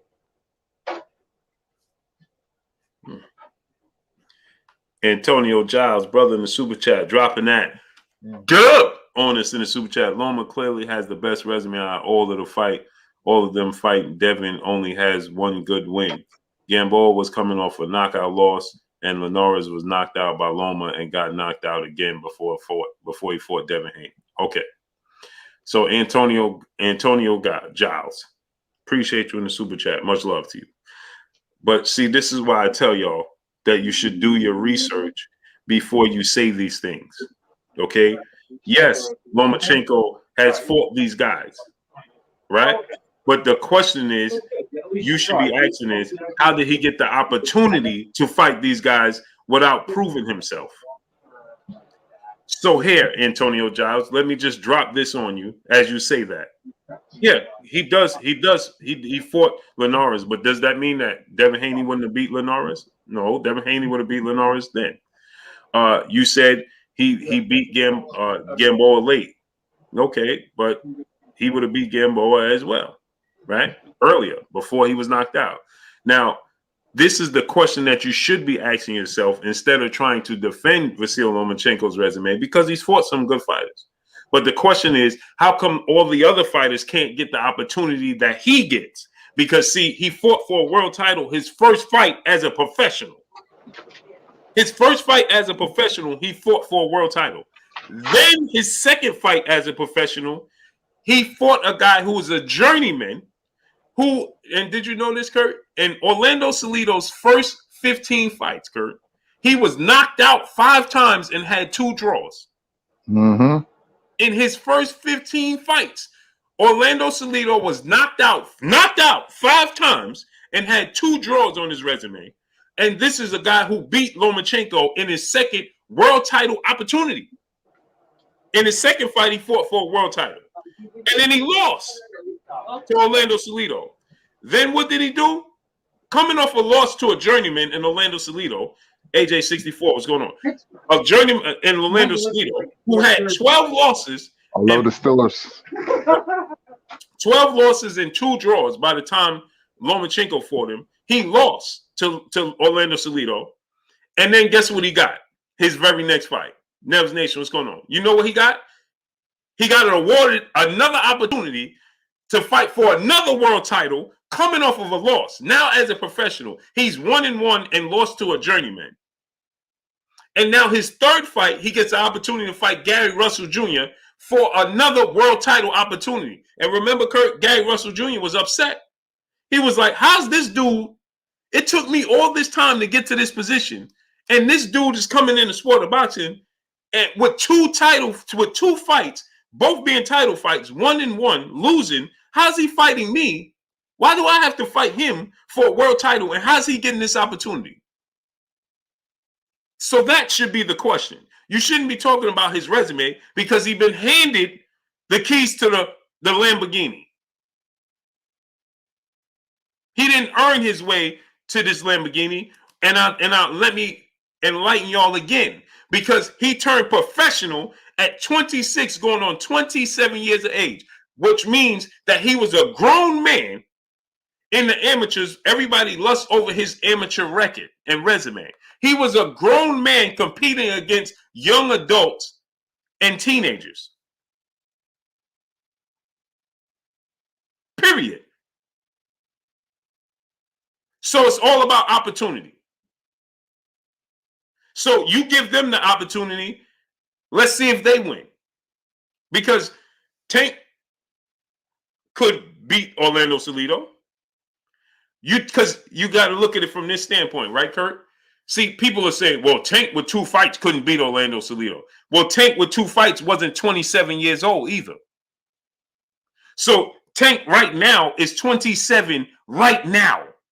So you take Tank right now at 27 and put him in a ring with Orlando Salido and Martinez and Gary Russell Jr., who was a young Gary Russell Jr. 704 Joe, what's going on? That was a young Gary Russell Jr. So you take Tank and place him in the ring with a young Gary Russell Jr., Orlando Salido, and see if Tank is not successful. And then put Tank in the ring with Nicholas Walters and all of these other fighters. Yeah, Tank will be successful as well. So yeah, he got a good resume for sure. I'm not taking that away from him, and he won the fights. But the bigger question is, how did he even get those opportunities? That's what you should be asking yourself. Destiny Black to the Queen in Super Chat said, English, I mean blue, LOL. Salido was an Uber driver when he fought Loma. Facts, look it up. He was. And this is the thing. People forget this, Kurt. But Orlando Salido, he got lucky. His claim to fame was because he was a stay busy fight remember this, Kurt? For Juanma Lopez. Because they were building up the fight with Juanma Lopez and Mikey Garcia and Juanma and Yuriorkis Gamboa. Remember that? And they wanted the Mexican-Puerto Rican rivalry. And Juanma lost to Salido because why? Juanma was out partying, hanging out, and not taking the sport serious. And then they thought it was a fluke. And then he came back and lost to Juanma again. I mean, and beat Juanma again. That was a tremendous fight. Mm-hmm.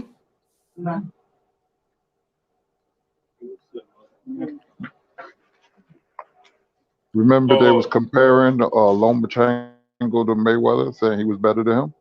Yeah, he was better than Muhammad Ali, Kurt. They said he was better than Muhammad Ali. He was better than Pernell Whitaker. Somebody said don't forget his two-time Olympic gold medals. Again, he was a grown man competing with young adults and teenagers. Take that into consideration. Clarissa Shields won 2 gold medals, but she was a kid, a teenager, and a young adult competing with young adults and teenagers. 2 different stories. That's why all of these Ukrainian fighters, like, or all of them Olympic gold medalists, like Alexander Usyk, he's 35 years old because he was competing. He's 35, Kurt, with 19 fights as a professional because he stayed in the amateurs till he was 27. Destiny Black, peace of blessings, the Queen in the Super Chat once again. I meant Idris, not English. Oh yeah. Hey, Kurt, man, on Friday, man. I was telling them I love when people mistaken me for Idris Elba, and the Queens was.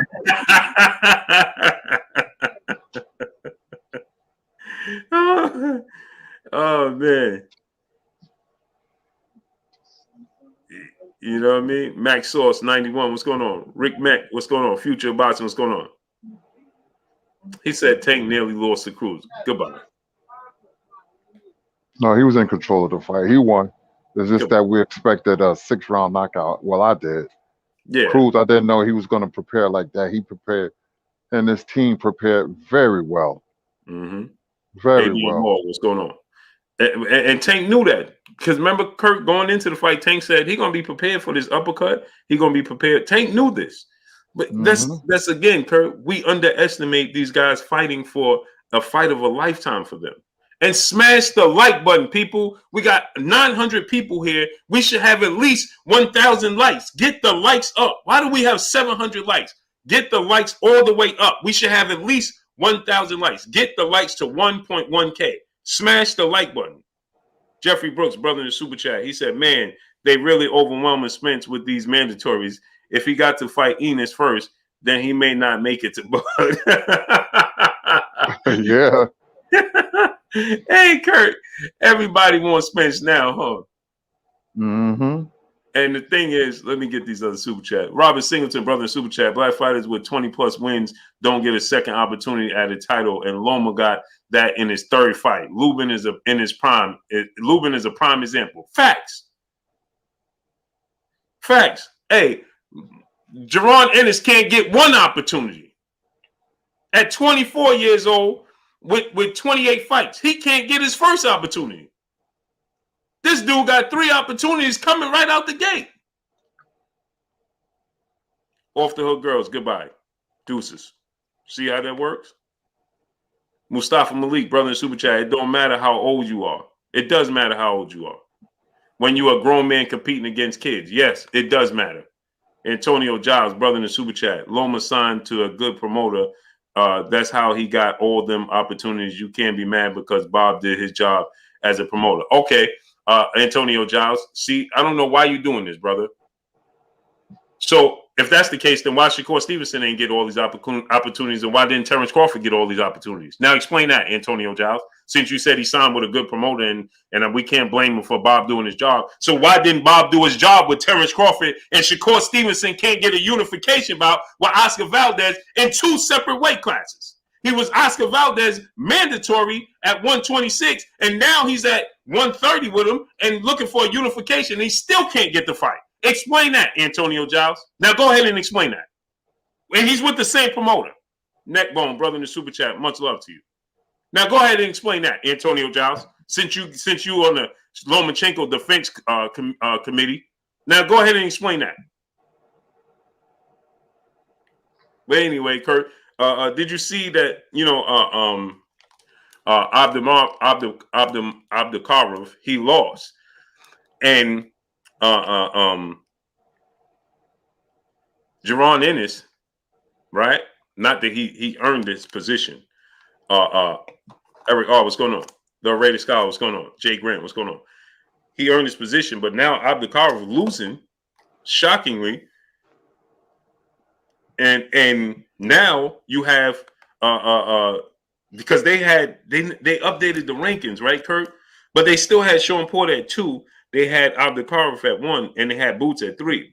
So now Abdulkarov that fight was going to make him the mandatory. So Boots moves up to number 1, and they put him in the mandatory position. Now he might have to fight eliminator, maybe against the guy that beat Abdulkarov. Yeah. Right. What's his name? Shelby or something like that. I can't. Was it Shelby? No. Cutler. Cody. Yeah, something like that. Cody. Yeah, I know. I forgot his name, but I know what you're talking about. Crawler, or something like that. Crawler, right? Cody. What's his name? Cody. Oh man, now I got Kepler. I don't know. Crawley. Thank you, Herbert Weaver. Cody Crawley. So Cody Crawley. That's a good fight for Boots. Mm-hmm. That's a good fight for Boots. Things is falling right in place like the way I wanted to. For Boots. Yeah, because whatchamacallit lost. Now he automatically moves up. Now he's number 1 in the mandatory position.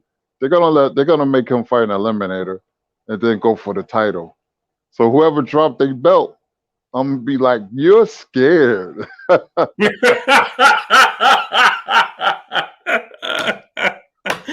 Kurt, what you gonna say, Kurt? I'm gonna be like, you're scared.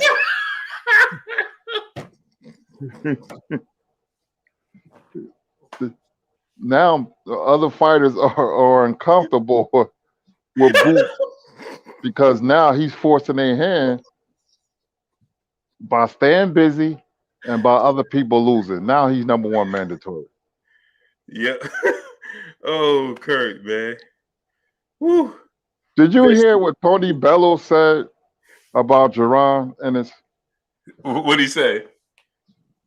He said that only two fighters could beat Conor Ben, and he said Crawford and Spence. He said, and then the other guy said, "Don't forget about Jerron Ennis." He said, "Nah, I don't really believe that.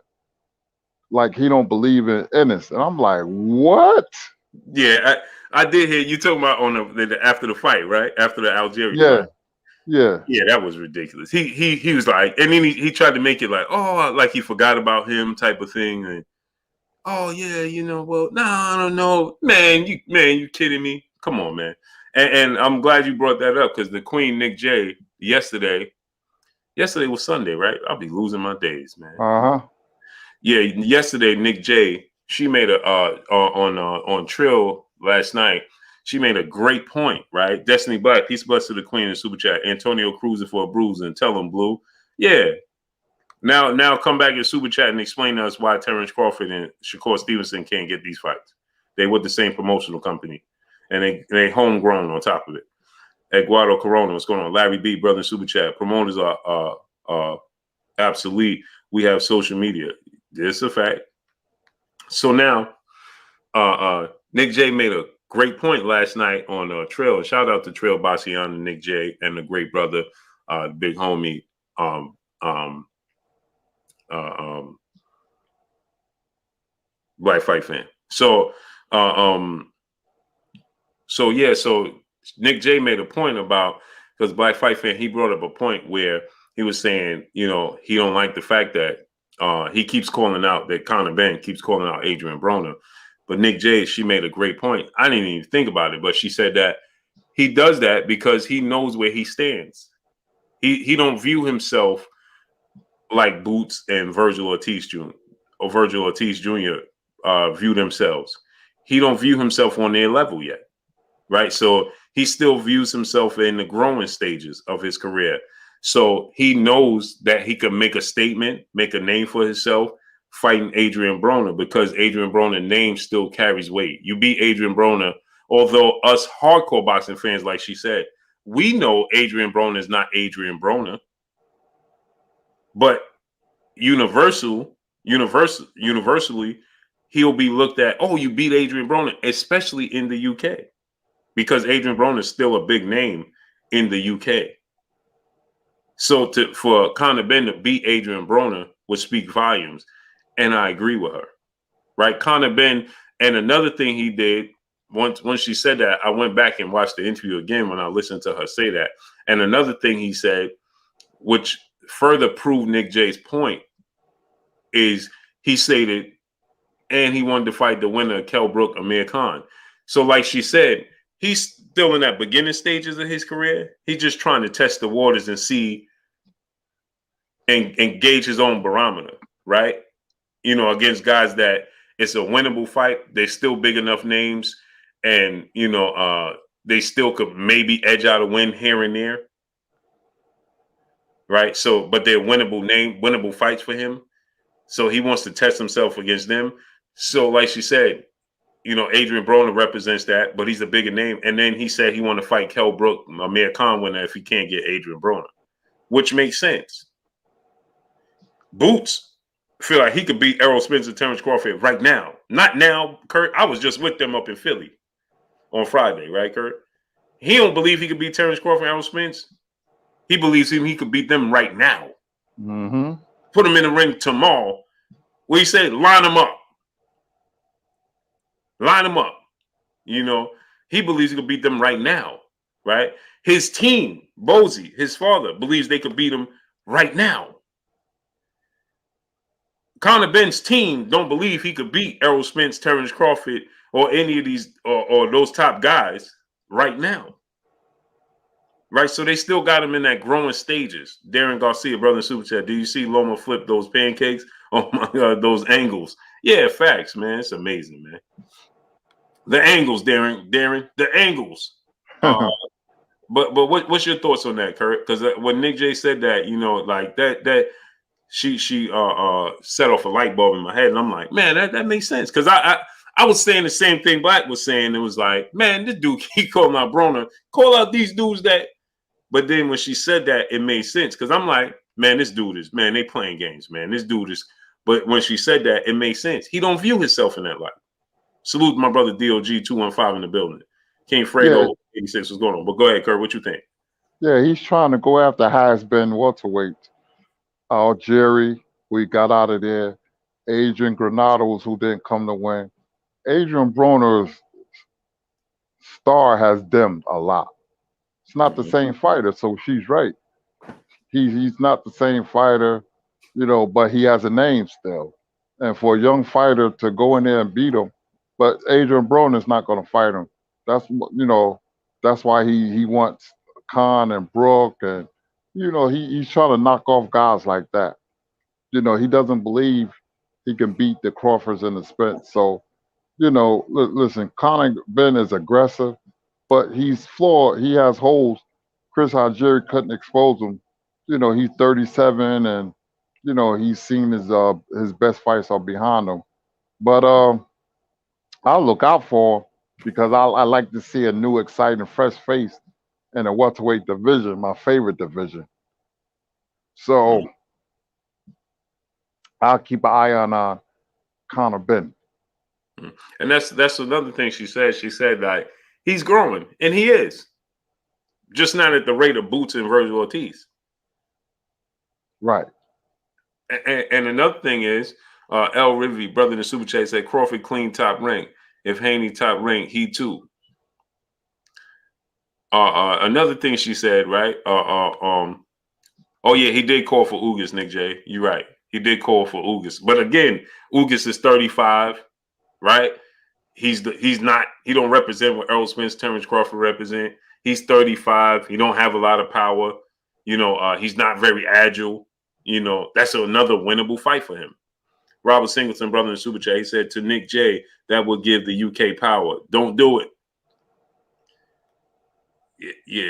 But Conor Ben still, it don't matter because he's still gonna have to go through eventually Boots, Virgil, Earl, Terrence. He's gonna have to make that move eventually. We'll see what kind of fighter is when he move up in stiff competition. Then we'll see. Mm-hmm. And he could, and you know what it is? Destiny Black, Peace of Busty, Queen in Super Chat. Said, Blue, do you think Boots can beat Bud and Spence? Oh, for sure. For sure he can. The only thing that gives me pause for cause with Boots fighting them right now is experience. And like he told me and Bozy told me, yeah, I've been boxing since I came out the womb. I don't know nothing else. So I got the experience. That kid is super confident, man. Hey, Kurt, man, I watched this dude. Let me tell y'all something, right? And Bozy don't mind, Boots don't mind me saying this, so I'm going to tell you. He was training when I went there on Friday, right? And he did a defensive drill for 12 rounds. Just defensive drill, right, Kurt?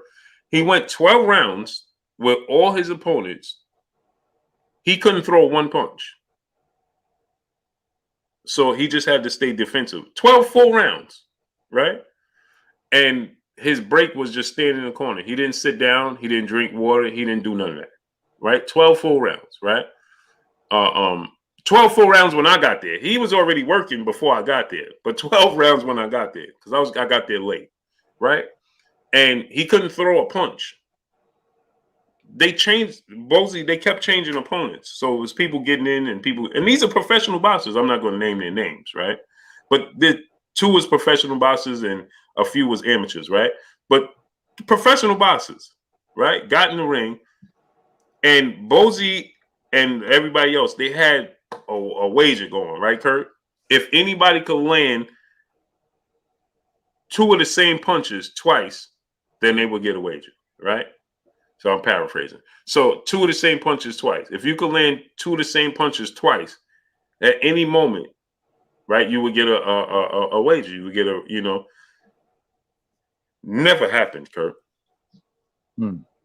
And I'm talking there, he can't throw a punch. So, that makes him tired as well, right? He has nothing to keep them off him because they know he can't throw a punch. Right? Kurt, this dude was in the corner a few times. He's in the corner. He can't throw a punch, Kurt. So they got him in the corner. And they letting punches go. And this dude is just slipping and dodging and weaving. And I think I might have seen him get hit the entire time, maybe 3 times. And these ain't no slouches that he in there. I want y'all to understand. There's 2 professional fighters that's in the ring with him. These are no slouches that's in the ring with him. I'm not going to name their names, but these are not slouches that are in the ring with him. They couldn't land punches, Kurt. Couldn't do it. And he couldn't throw a punch. So he had nothing to keep them off of him. You know what I mean?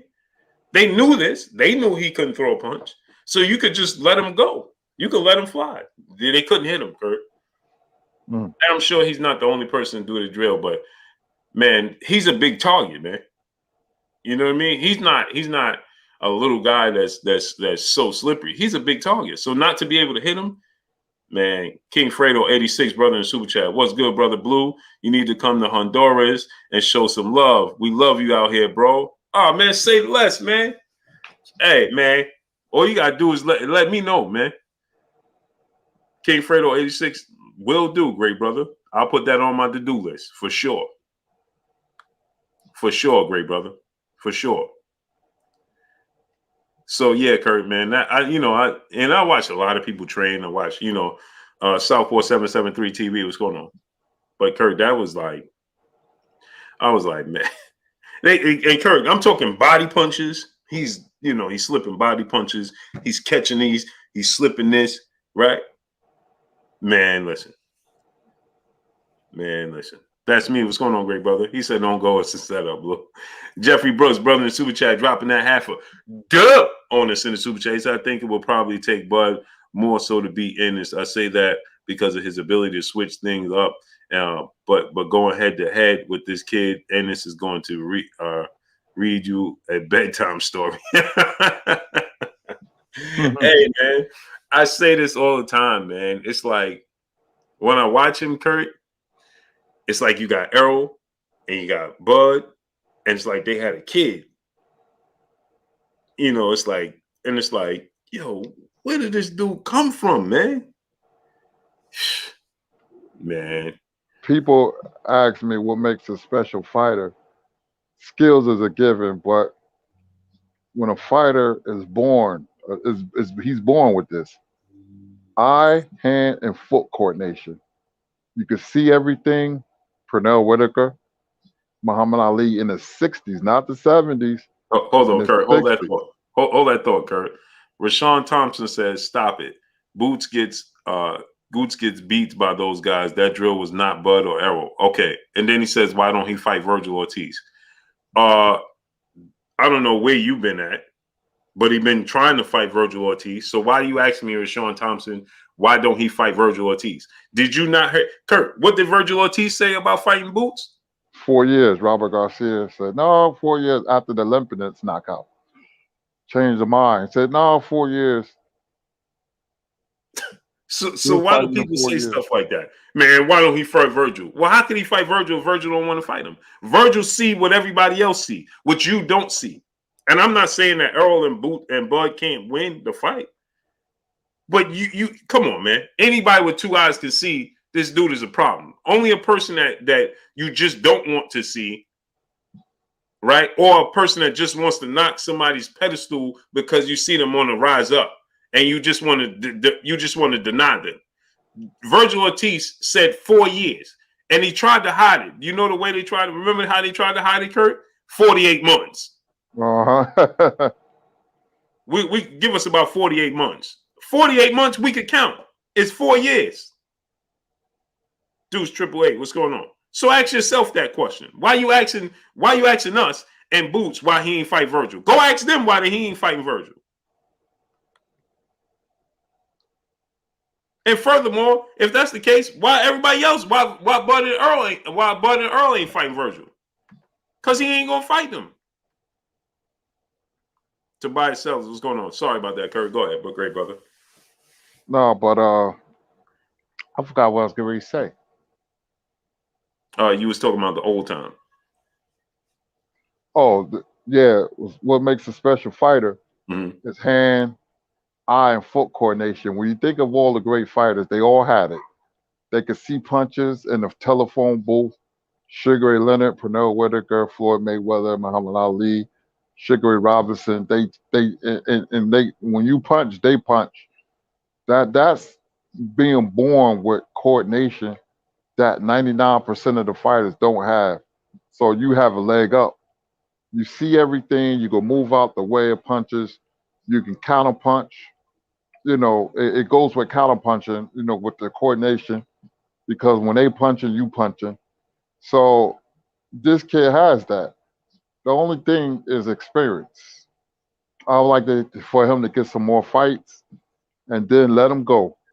Well, he's already the mandatory, so he's going to have to be ready when his name is called. But if one of them guys drop their belts, then you know. Mm-hmm. And it goes back to this, right, Kurt? When Earl was coming up, the question was asked, right, Kurt? Could Earl beat Manny Pacquiao and Keith Thurman? And we said, yeah. Oh, that dude got it. Earl got it. Yeah, he could beat Keith Thurman and Manny Pacquiao for sure. He got what it takes to beat them. So what are you talking about? It's the same situation. We see him coming. Even Earl sees him coming. Earl said, I know what's gonna happen. I see you. But you act, yeah, man. What you talking about, man? What are you talking about, man? Keith Thurman, Sean Porter, what did Sean Porter just tell you? Ain't no way. What he told us, Kurt? I ain't fighting Boots. Ain't no way I'm fighting Boots. You the only one that don't see him coming because you don't want to. Robert Singleton, brother in Super Chat. He said, down to 4, Bud Spence, Boots, and Ortiz. This is 147. Yes, sir. Facts. Salute, brother Robert Singleton, Super Chat. Smash the like button. We going on the 2-hour mark and still don't have 850 likes? Wipe your feet before you come inside. Ring my doorbell before you walk in the house. Smash the like button. You know you didn't smash it. It's free. Smash the like button. Get the likes to 1.1K. Smash it. Mark Forbes, what's going on? Brian Corbett, what's going on? Machiavelli Mafia, brother in Super Chat. Not to jump ahead, but want to get on Fulton Figueroa. Oh, okay, Kurt. So I'm gonna let you go ahead and talk about that because everybody want to hear your take on Teofimo Lopez, George Kambosos Jr., Fulton Figueroa, and what was the other fight? QY Dub Network. What's going on? What's the other fight y'all wanted to ask Kurt about? Leon Henry. What's going on? But maybe the Haney fight. Oh yeah, Haney and Joseph Diaz. What's your thoughts on those 3 fights? Well, with Kambosos and Teofimo is a victim of reading his own press clippings. That was a horrible performance. He was totally unprepared, and George Kambosos took advantage of it. After beating Lomachenko and going in the locker room to take pictures with Canelo, I didn't know he was going to lose, but I know he wasn't going to get a good performance. But I picked him to beat Kambosos. But when you're a fighter and you're not concentrating, and now I heard he had pneumonia and all these excuses, it's a recipe for disaster. He was right for the pickings. And Kambosos, credit to him, took advantage of that. He took advantage of it. He knocked Teofimo down. He cut him. He outboxed him. The fight wasn't even close in my book. He outboxed him. So Teofimo had nobody to blame with himself. He reminds me of a fighter that doesn't handle winning big fights the way it should be. Handling victory the way it should be. Be humble and dedicate yourself to the sport. That's who he reminds me of. And it showed. Where Haney and Diaz is straight up and down. He's going to give it his best shot, but there's nothing special about Diaz, but he's going to be right there. He's going to make you work. Haney boxed. But one thing about Haney, I see no growth with Haney. I don't see him getting better. I start seeing the same performances. Now, I don't want to, prematurely criticize him, but I'm not seeing any growth from Haney. But I'm seeing growth from Tank. He's showing me different dimensions. Now, Haney will be there because of his athleticism and his boxing ability. You don't have to be a puncher to be an effective fighter. Long as you have other attributes, long as you're a good textbook boxer. He's not a master boxer. He's a good boxer. He did what he had to do. He got hit a lot, but he stayed in the pocket, and he boxed his way to a decision. Diaz was right there to be hit as well. He was wearing the earmuffs, but it was a okay performance. I thought he would perform a little better, but it is what it is, and he went on to victory. With who else is the last? Tank. Who else? Uh, Tank and Cruz. You give all the credit to Cruz because he prepared for Tank Davis. He kept the elbows tucked. His defense was a lot better than I thought. He wasn't wild. He didn't fight with unnecessary aggression. He fought with control aggression. He brought the fight to Tank. He went to Tank body, but he still lost because Tank is just a better all around fighter and a better fighter. You know, um, but give credit to Cruz and his team for preparing him. To fight Tank. I picked Tank by 6 round knockouts because I thought Cruz would come out wild and swinging and this and that, but he didn't do that. He didn't do that. He fought a very controlled fight. He just was the lesser fighter. So those are my takes on the fights that I wasn't here to talk about. Brother Malik Omar in the super chat, dropping that half a dub on us in the super chat. Salute to the vanguard of the LDBC, Booba Boxing. Jerron Boots Ennis is coming. The real boogeyman, EJ and Bud allowed this to happen by marinating their mega fight. Boots is going to KO EJ and LDBC. Salute Malik Omar. Kevin Brower, brother in super chat, outside of a puncher's chance, if Kambosos offers Ryan Garcia the fight, do you think Ryan could win that fight? Yeah, because like you said, he got a puncher's chance. Kambosos does get caught. He was catching Kambosos with a, overhand right. Teofimo Lopez, that's what he dropped him with. Ryan Garcia has very, very, very fast hands. The other fight they wanted to know about, Kurt, was Cool Boy Steph and Figueroa, Kurt. Oh, that was a good fight. I thought Fulton won. It was a close fight, but Fulton did enough. He was landing the left hook, uppercut at will. Figueroa was putting in the body work. One thing that turned me off about Figueroa, was his lack of sportsmanship. Complaining, you lost.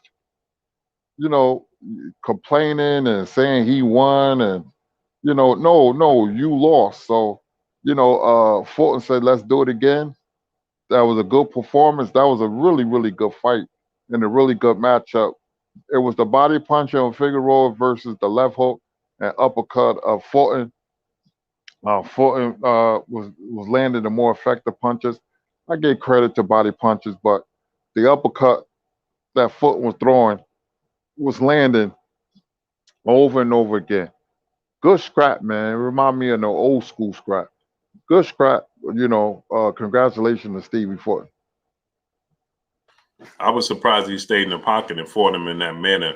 Let me ask you this, Kurt. Do you felt like he chose to fight in that manner, or Figueroa just put him in that position? He didn't have a choice. I think he chose to fight in that manner. I was shocked that he beat Figueroa at his own game. And I say Figueroa is going to win if he fight like that. Fulton is strong, man. He's a lot stronger than I thought. So I gave him kudos for that. He's strong, man. He beat Angelo Leo at his own game, and he beat Figueroa at his own game. I think he got jarred a couple of times, but he weathered the storm and he fought through it, with the left hook, the short left hook on the inside, was very effective. But he beat Figueroa at his own game, something I thought I'll never see. Yeah. Kurt, let me ask you about this before Kevin Browers. What you like your chances of Ryan Garcia versus George Kambosos? I don't see that happen. I think Lomachenk and Haney will get the fight. I don't know Ryan when he's going to fight again. He's another one. Wants to be a celebrity more than a fighter. Something Teofimo, came back and bit him in the behind. Ryan the same way. If he fights somebody good, he's going to lose because he's inactive.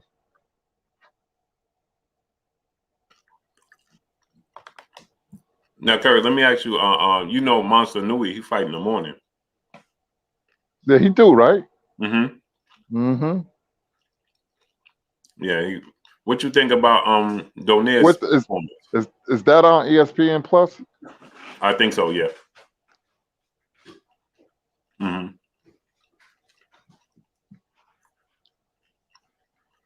was highly impressed, Kurt, by Donaire, man. This dude keeps getting better, Kurt. Man, Donaire is a good fighter, man. I got a lot of respect for him.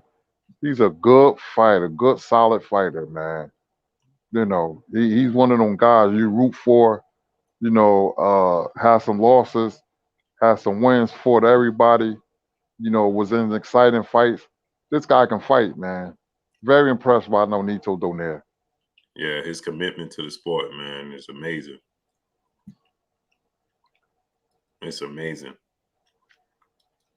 That dude's commitment is beautiful, man. So what was that? Oh, there's talks of Isaac Cruz versus Ryan Garcia. What you think about that fight? Yeah, I like Garcia's hand speed. Cruz, just because he fought like that against Tank, that don't mean he's going to fight like that against Garcia. It'll be hard to land the left hook because of the stature of Cruz. But I like Garcia. Cruz is a good fighter, but he's not on that level. He'll lose to most of those guys, but he'll give a gallant effort. Carrie Pete, what's going on? Current Sigger, what's going on? Get the likes to 1.1K, people. Smash the like button. Cinnamon Savage, brother in Super Chat. What do you think about Bibble's performance, Blue and Kurt? I feel like he's always does the bare minimum. I feel like he has an extra gear. I agree. That's why I said, Cinnamon Savage, there's no way. I don't care what nobody tells me. I don't believe he could beat Canelo. He has 1 year. It's like he's not. I don't know what's going on with this dude. It's like maybe it's the level of opposition. I don't know what it is, but he can't beat Canelo Alvarez, man. He can't. He's missing something, man. Yeah. He can't beat Canelo Alvarez, man. He can't beat Arthur Better Beef.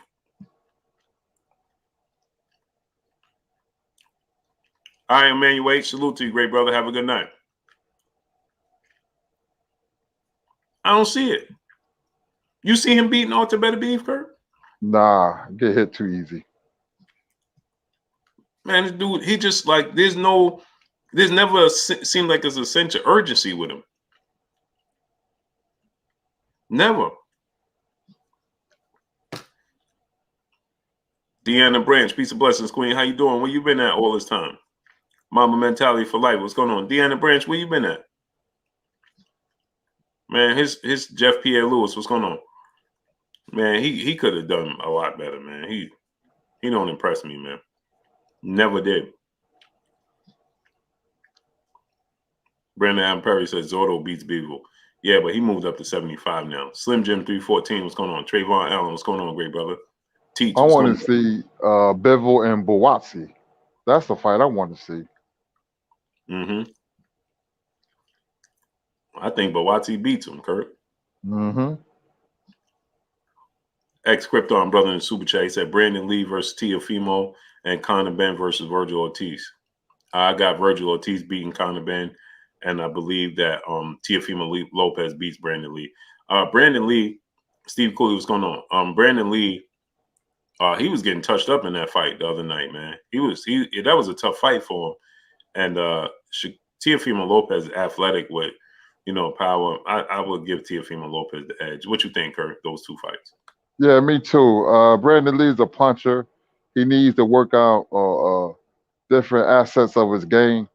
Because when you become a puncher and you rely on the knockout, other parts of your game suffer, especially when you fight somebody like Teofimo. So I like Teofimo in that fight, and I like Virgil Ortiz over Conor Ben.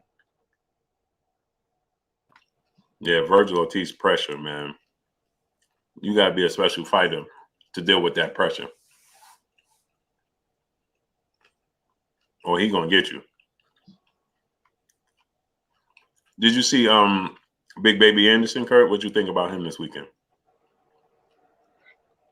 I'll see him getting better.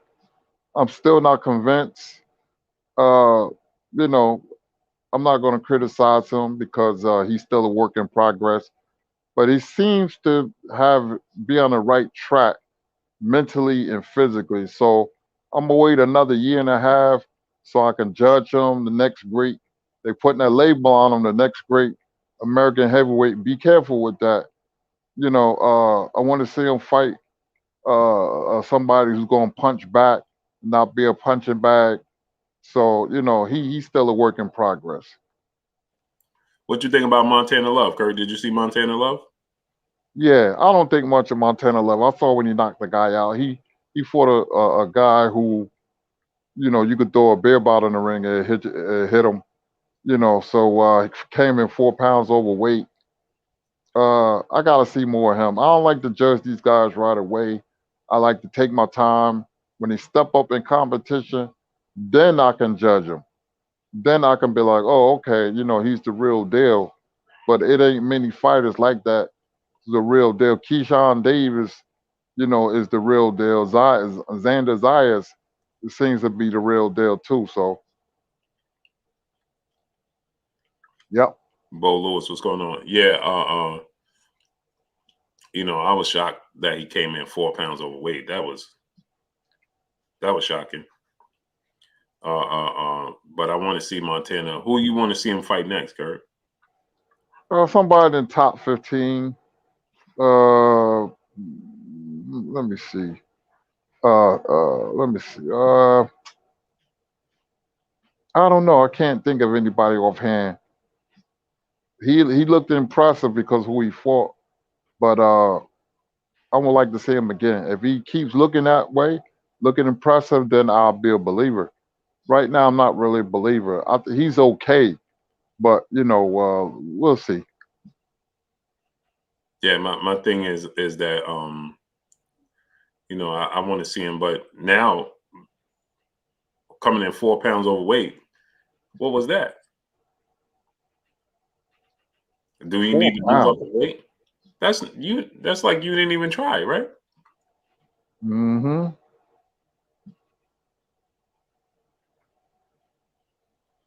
It's like, you 4 pounds, Kurt? Like, bro, that's amazing to me, man. That's amazing to me. 4 pounds? President Jafar, brother, super chat, man. Tell the Love versus Zepeda is the fight. They saying Zepeda is gonna fight Teofimo Lopez. What you think about that, Kurt? Bob Arum said that. That's a good fight. I would like to see it. I would like to see Zepeda versus Montana Love, but he fighting Teofimo. That's a good test for Teofimo to come back because Zepeda is going to give it all. He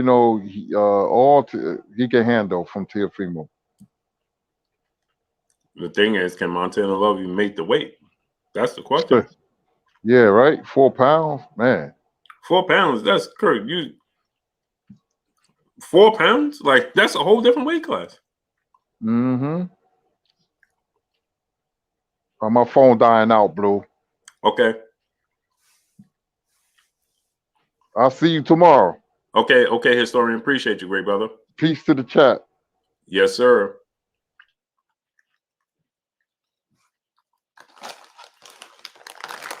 Smash the like button, people. If you have not smashed the like button, smash it. Wipe your feet before you come inside. Ring my doorbell before you walk in my house. Smash the like button. We should be past 1.1K. Don't know why I got to keep saying it. Get the lights all the way up. I knew his phone was getting ready to die because I could hear the he was fading in and out. Eric, what's going on? Smash the like button, people. Get the likes to 1.1K ASAP. Smash the like button. Why I gotta keep saying that? That's annoying, man. That's annoying. Irvin Green said, "What's in the tank, Blue?" In the tank? I don't know. I don't know what you're talking about, Irvin Green. What you talking about, great brother? I'm from Jersey. What's going on? Moody Trey Weather. What's going on? Yeah, it was great. It was great having a historian on here, man. God Body News. AJ64. What's going on? TJ Hall. What's going on? Behind you.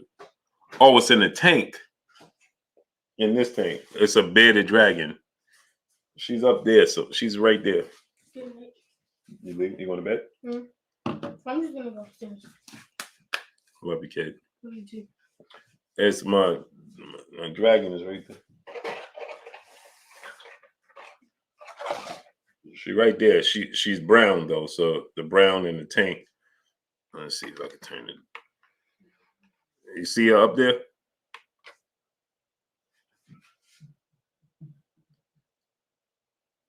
She right there. Man, she right there. See her right there.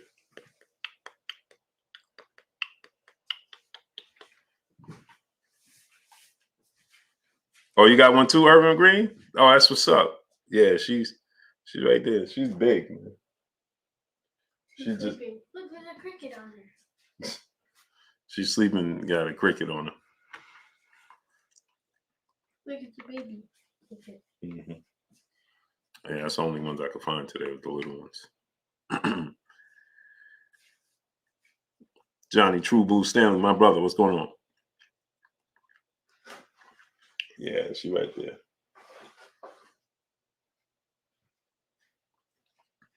Yeah, so what fights are coming up? You got Anui in the morning. When is that Arthur Better Beef? Arthur Better Beef, Marcus Brown fight. That's this weekend. But we have Morrell, David Morrell. He fighting on Fox this weekend.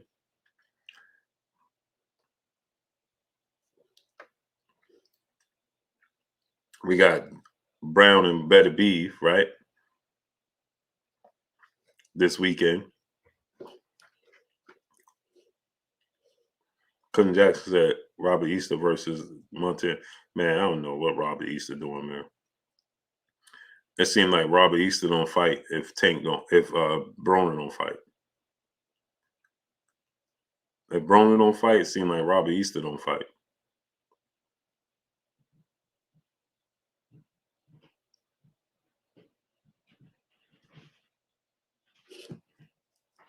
That's risk taker. What's going on? And yeah, we got David Morrell. Man, that dude this gonna be his 6th fight. People want him to fight Canelo right now. And then I look at it from this standpoint and I say, why not? We do it with we did it with we allowed it with Vasyl Lomachenko. Nobody had a problem with Lomachenko doing it. So nobody had a problem with Lomachenko doing it. Why can't David Morrell?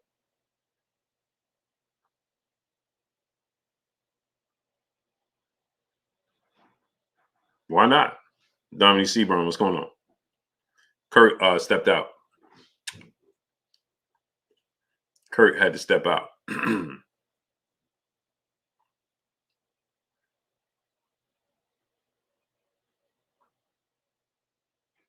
Kurt, phone was going on.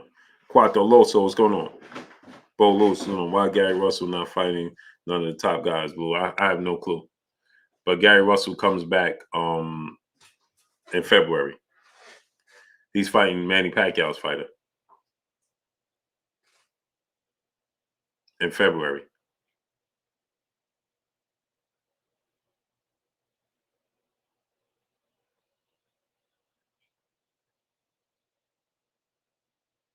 Smash the like button, people. Get the likes to 1.1K. We get ready to get on out of here, man. Smash that like button. Get the likes to 1.1K ASAP. Teach, what's going on? Get the likes to 1.1K ASAP. ASAP, people.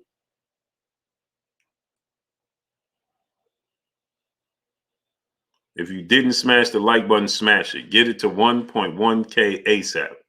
It's amazing, man. We also have I wanted to ask Kurt about Tyson Fury, Dillian White. Obviously, that's going to come up. And then another big thing is everybody's talking about is Deontay Wilder possibly retiring, which is pretty shocking to me because I feel like he truly, truly wants to become a two-time champion. I think he wants to become undisputed. So I'm hard-pressed to see him actually pack it in at this point. But Harwin coming home to glory. What's going on? I'm hard-pressed to see him just boxing MMA 365. What's going on? I'm having a hard time just, believing that, because after the fight, with Tyson Fury after the loss, he was already planning his Miss Sexy, piece of busters to you, Queen. He was already planning his comeback and his road to becoming a champion again. John Merriweather, what's going on? So for him to, just retire. Now, one thing I will say this, if we start mulling it over and you start thinking it, well, it's over. Right? Once you start to think it, it's over. Right? Wyndham Brown, what's going on? New Orleans made 9. What's going on? So Irvin Green, my brother, back in the super chat. Stop holding the likes hostage. Give them up. Yeah, man. Monica Sylvie, peace of busty, Queen. She said, hi, Blue. Sorry I'm late. Yeah, don't make it a habit. FSU, what's going on? It's all good, Queen. Just don't make it a habit.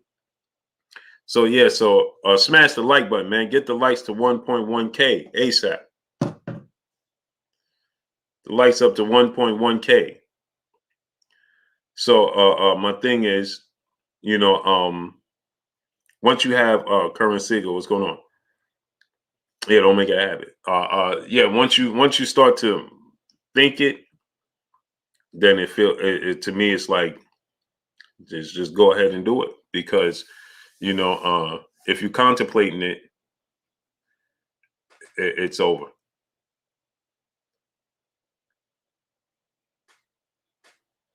Right? That's how I feel like. Yeah, me too, Deion the Branch. He wants to call it a career. I'm all for it. I think he definitely have an opportunity to become world champion again.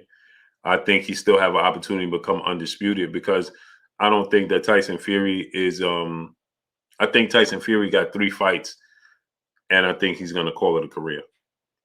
President Jafar, what's going on? If that. And the reason I say 3 because I believe he got to fight Dillian White and then whoever he fights for undisputed, I think there's going to be a 2-fight deal unless he fights the first fight and he then just calls it a career.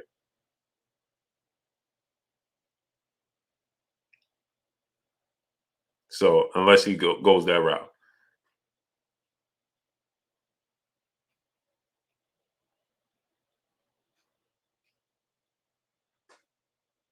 So Black Image is going on. Booba, who do you want to see Devin Haney fight next? What's next? What's the next best thing for him? It seems like Lou DiBella changed his tune. And it seems like Lou DiBella, Trillionaire State of Mind, what's going on? It seemed like Lou DiBella and the team, they changed their tune and they're like, well, they'll fight, Devin Haney. Well, they didn't say Devin Haney, but they said they could get another fight in, and they stated that they'll fight Lomachenko when the WBO orders it. So fight Lomachenko when the WBO orders it, means, and he stated that they could get another fight in between and so on and so forth. So to me, that tells me that it could be a possibility they get the Devin Haney fight. Now you get mixed feelings and mixed, quotes on, you get mixed feelings and mixed quotes from George Kambosos Jr. Seems like he's a bit all over the place with what he wants to do, but at the end of the day, Ty Baby, peace of blessings to you, Queen. How you doing today?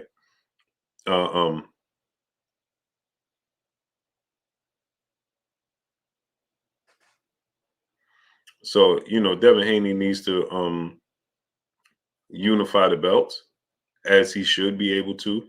Why not?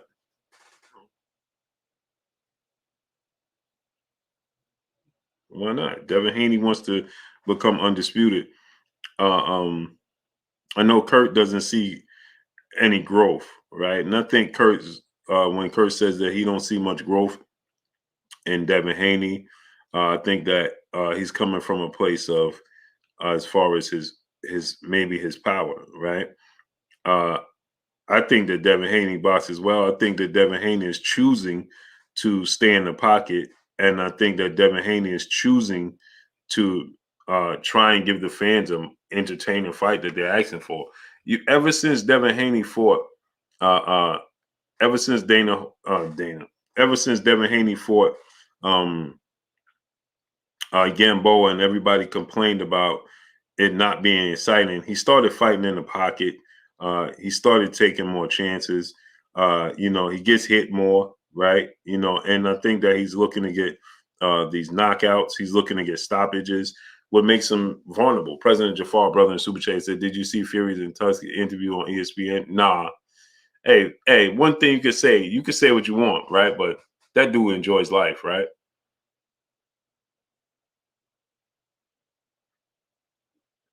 You can say what you want about Tyson Fury, Brian Son of G, what's going on? But boy, that dude enjoys life, don't he?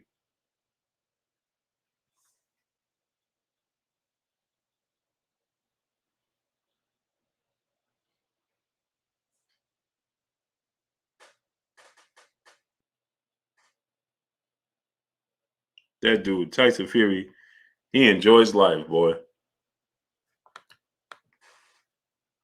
Yeah, how they doing? Jared Hancock, what's going on? How they doing, Devin Haney? Yeah, I agree with you. It's amazing, man. It's amazing, but it's not amazing.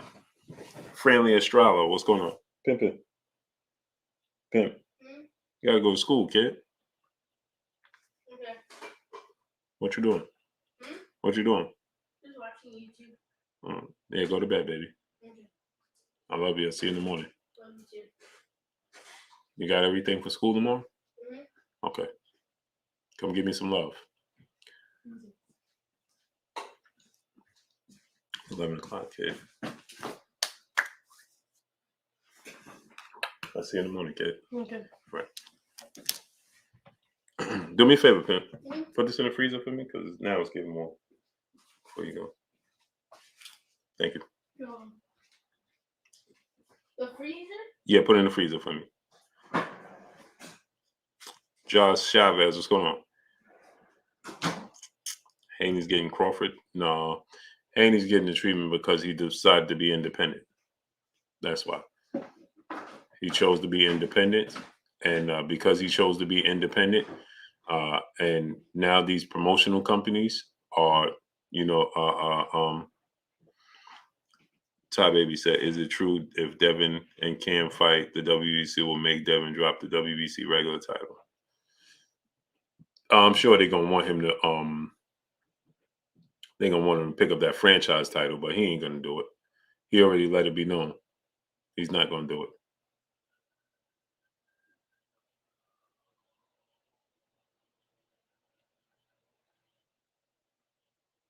He ain't gonna do it. Top waivers, what's going on? Felix Mays, what's going on? Rico Breeden, Isaac Ariel, what's going on? Isaac Israel, what's going on? Smash the like button, people. Get the likes to 1 point. Man, I'm about to get off here, man. I'm tired of it. It just gets too repetitive, man. Number 3, what's going on? Yeah, I'm getting out of here, man. I keep saying smash the like button. That's annoying, man. Appreciate y'all coming through. Yeah, so oh yeah, let me answer the Queen's question before I go. But she said that are they going to make him Isaiah Conriquez? What's going on? Are they going to make him drop the belt? Well, it don't matter anyway. He fights Low Pro next Earth. What's going on? Even if they make him drop the belt, he's going to move up anyway, right? So Queen, if he fights Kambosos and he beats Kambosos, you know, he's going to drop the belt anyway because he's going to vacate and move up. Now, what's interesting is this. Here's the interesting part. Now, let me give y'all a little kickback. Let me just say this real quick before I get out of here. Now, this is the interesting part. And smash the like button. Get the likes to 1.1K. We should be past that. We should be at 1.2K. Right? This is interesting. Devin Haney wins. Beats George Kambosos Jr. Moves up to 140. He should automatically become the WBC mandatory at 140, right?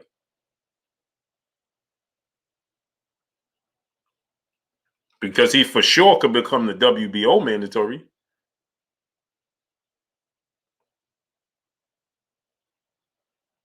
Puga 214, appreciate you, great brother.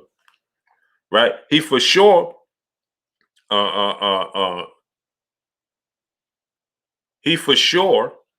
Boss Red 357, what's going on? Can become the WBO mandatory. Now, the thing about this is, it won't matter. You know why it won't matter? Boss Red 357, my brother, Tone Capone 1, what's going on? You know why it won't matter? Because Josh Taylor's going to move up.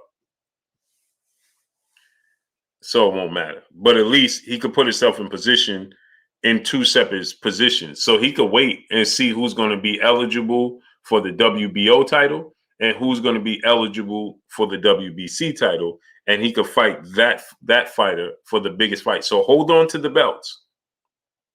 Okay? Ty Baby, peace, blessed to you, Queen. Now check this out, Ty Baby. Jellybean 4280, what's going on?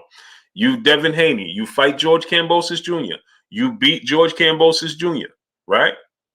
Hold on to the belts. Let Josh Taylor clear out. Let the chips fall how they may.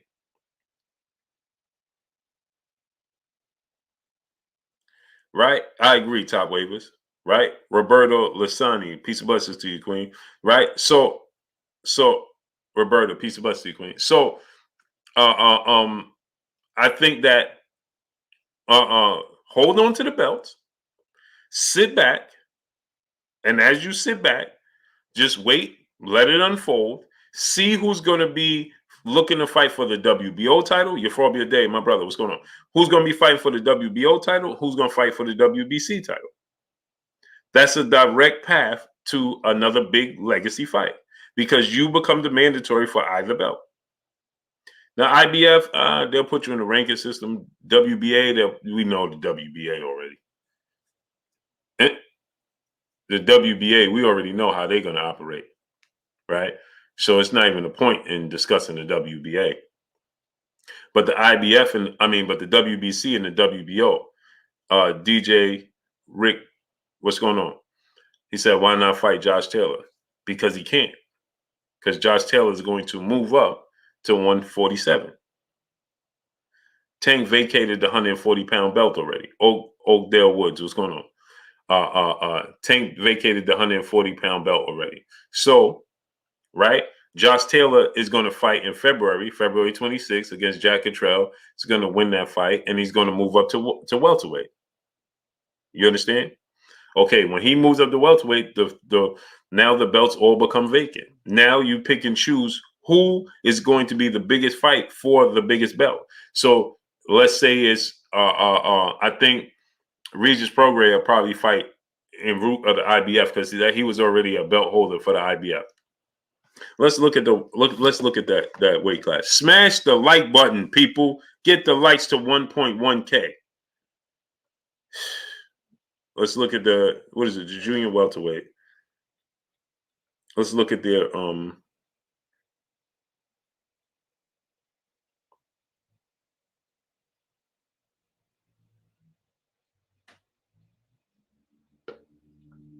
let's look at their rankings.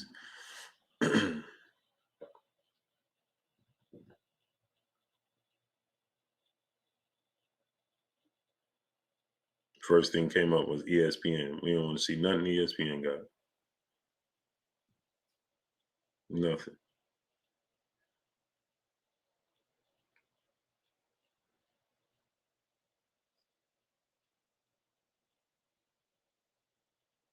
Heavyweights, no.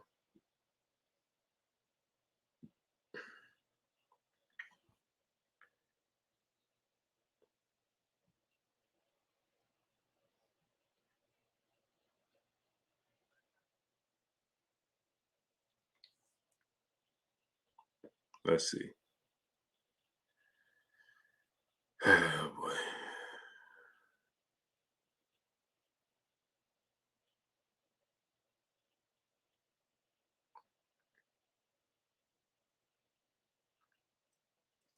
So Zepeda is number 1 in the WBC. Jose Ramirez, that's a big fight. Regis Prograis, Sandor Martin.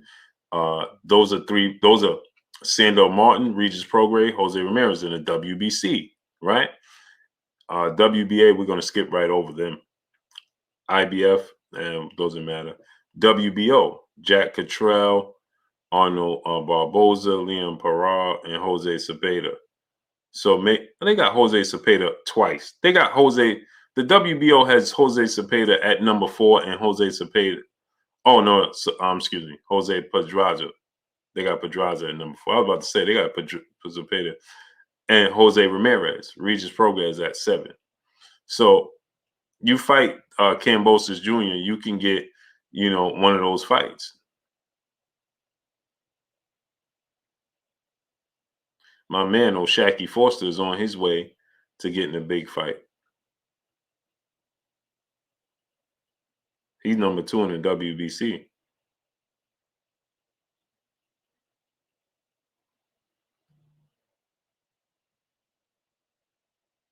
Salute to the brother O'Shaquie Foster. I don't see Oscar Valdez ever fighting him, but Marissa Aiken, peace and blessings, Queen. Denar Reed, what's going on?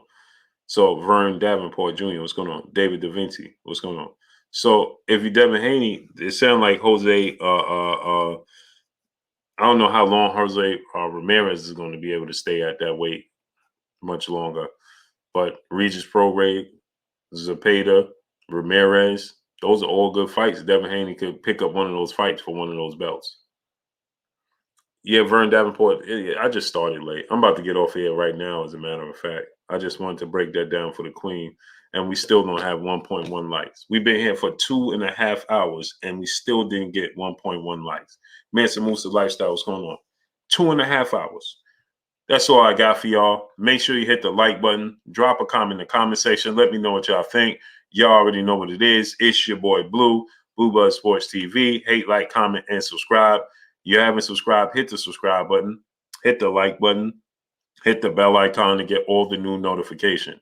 Follow me on Instagram at Blue Blood Sports TV, all one word. Y'all already know what it is. Shout out to the entire LDBC. Shout out to New Media. Shout out to Black Media Row. Make sure you like and share these videos. That's all I got for y'all. Peace.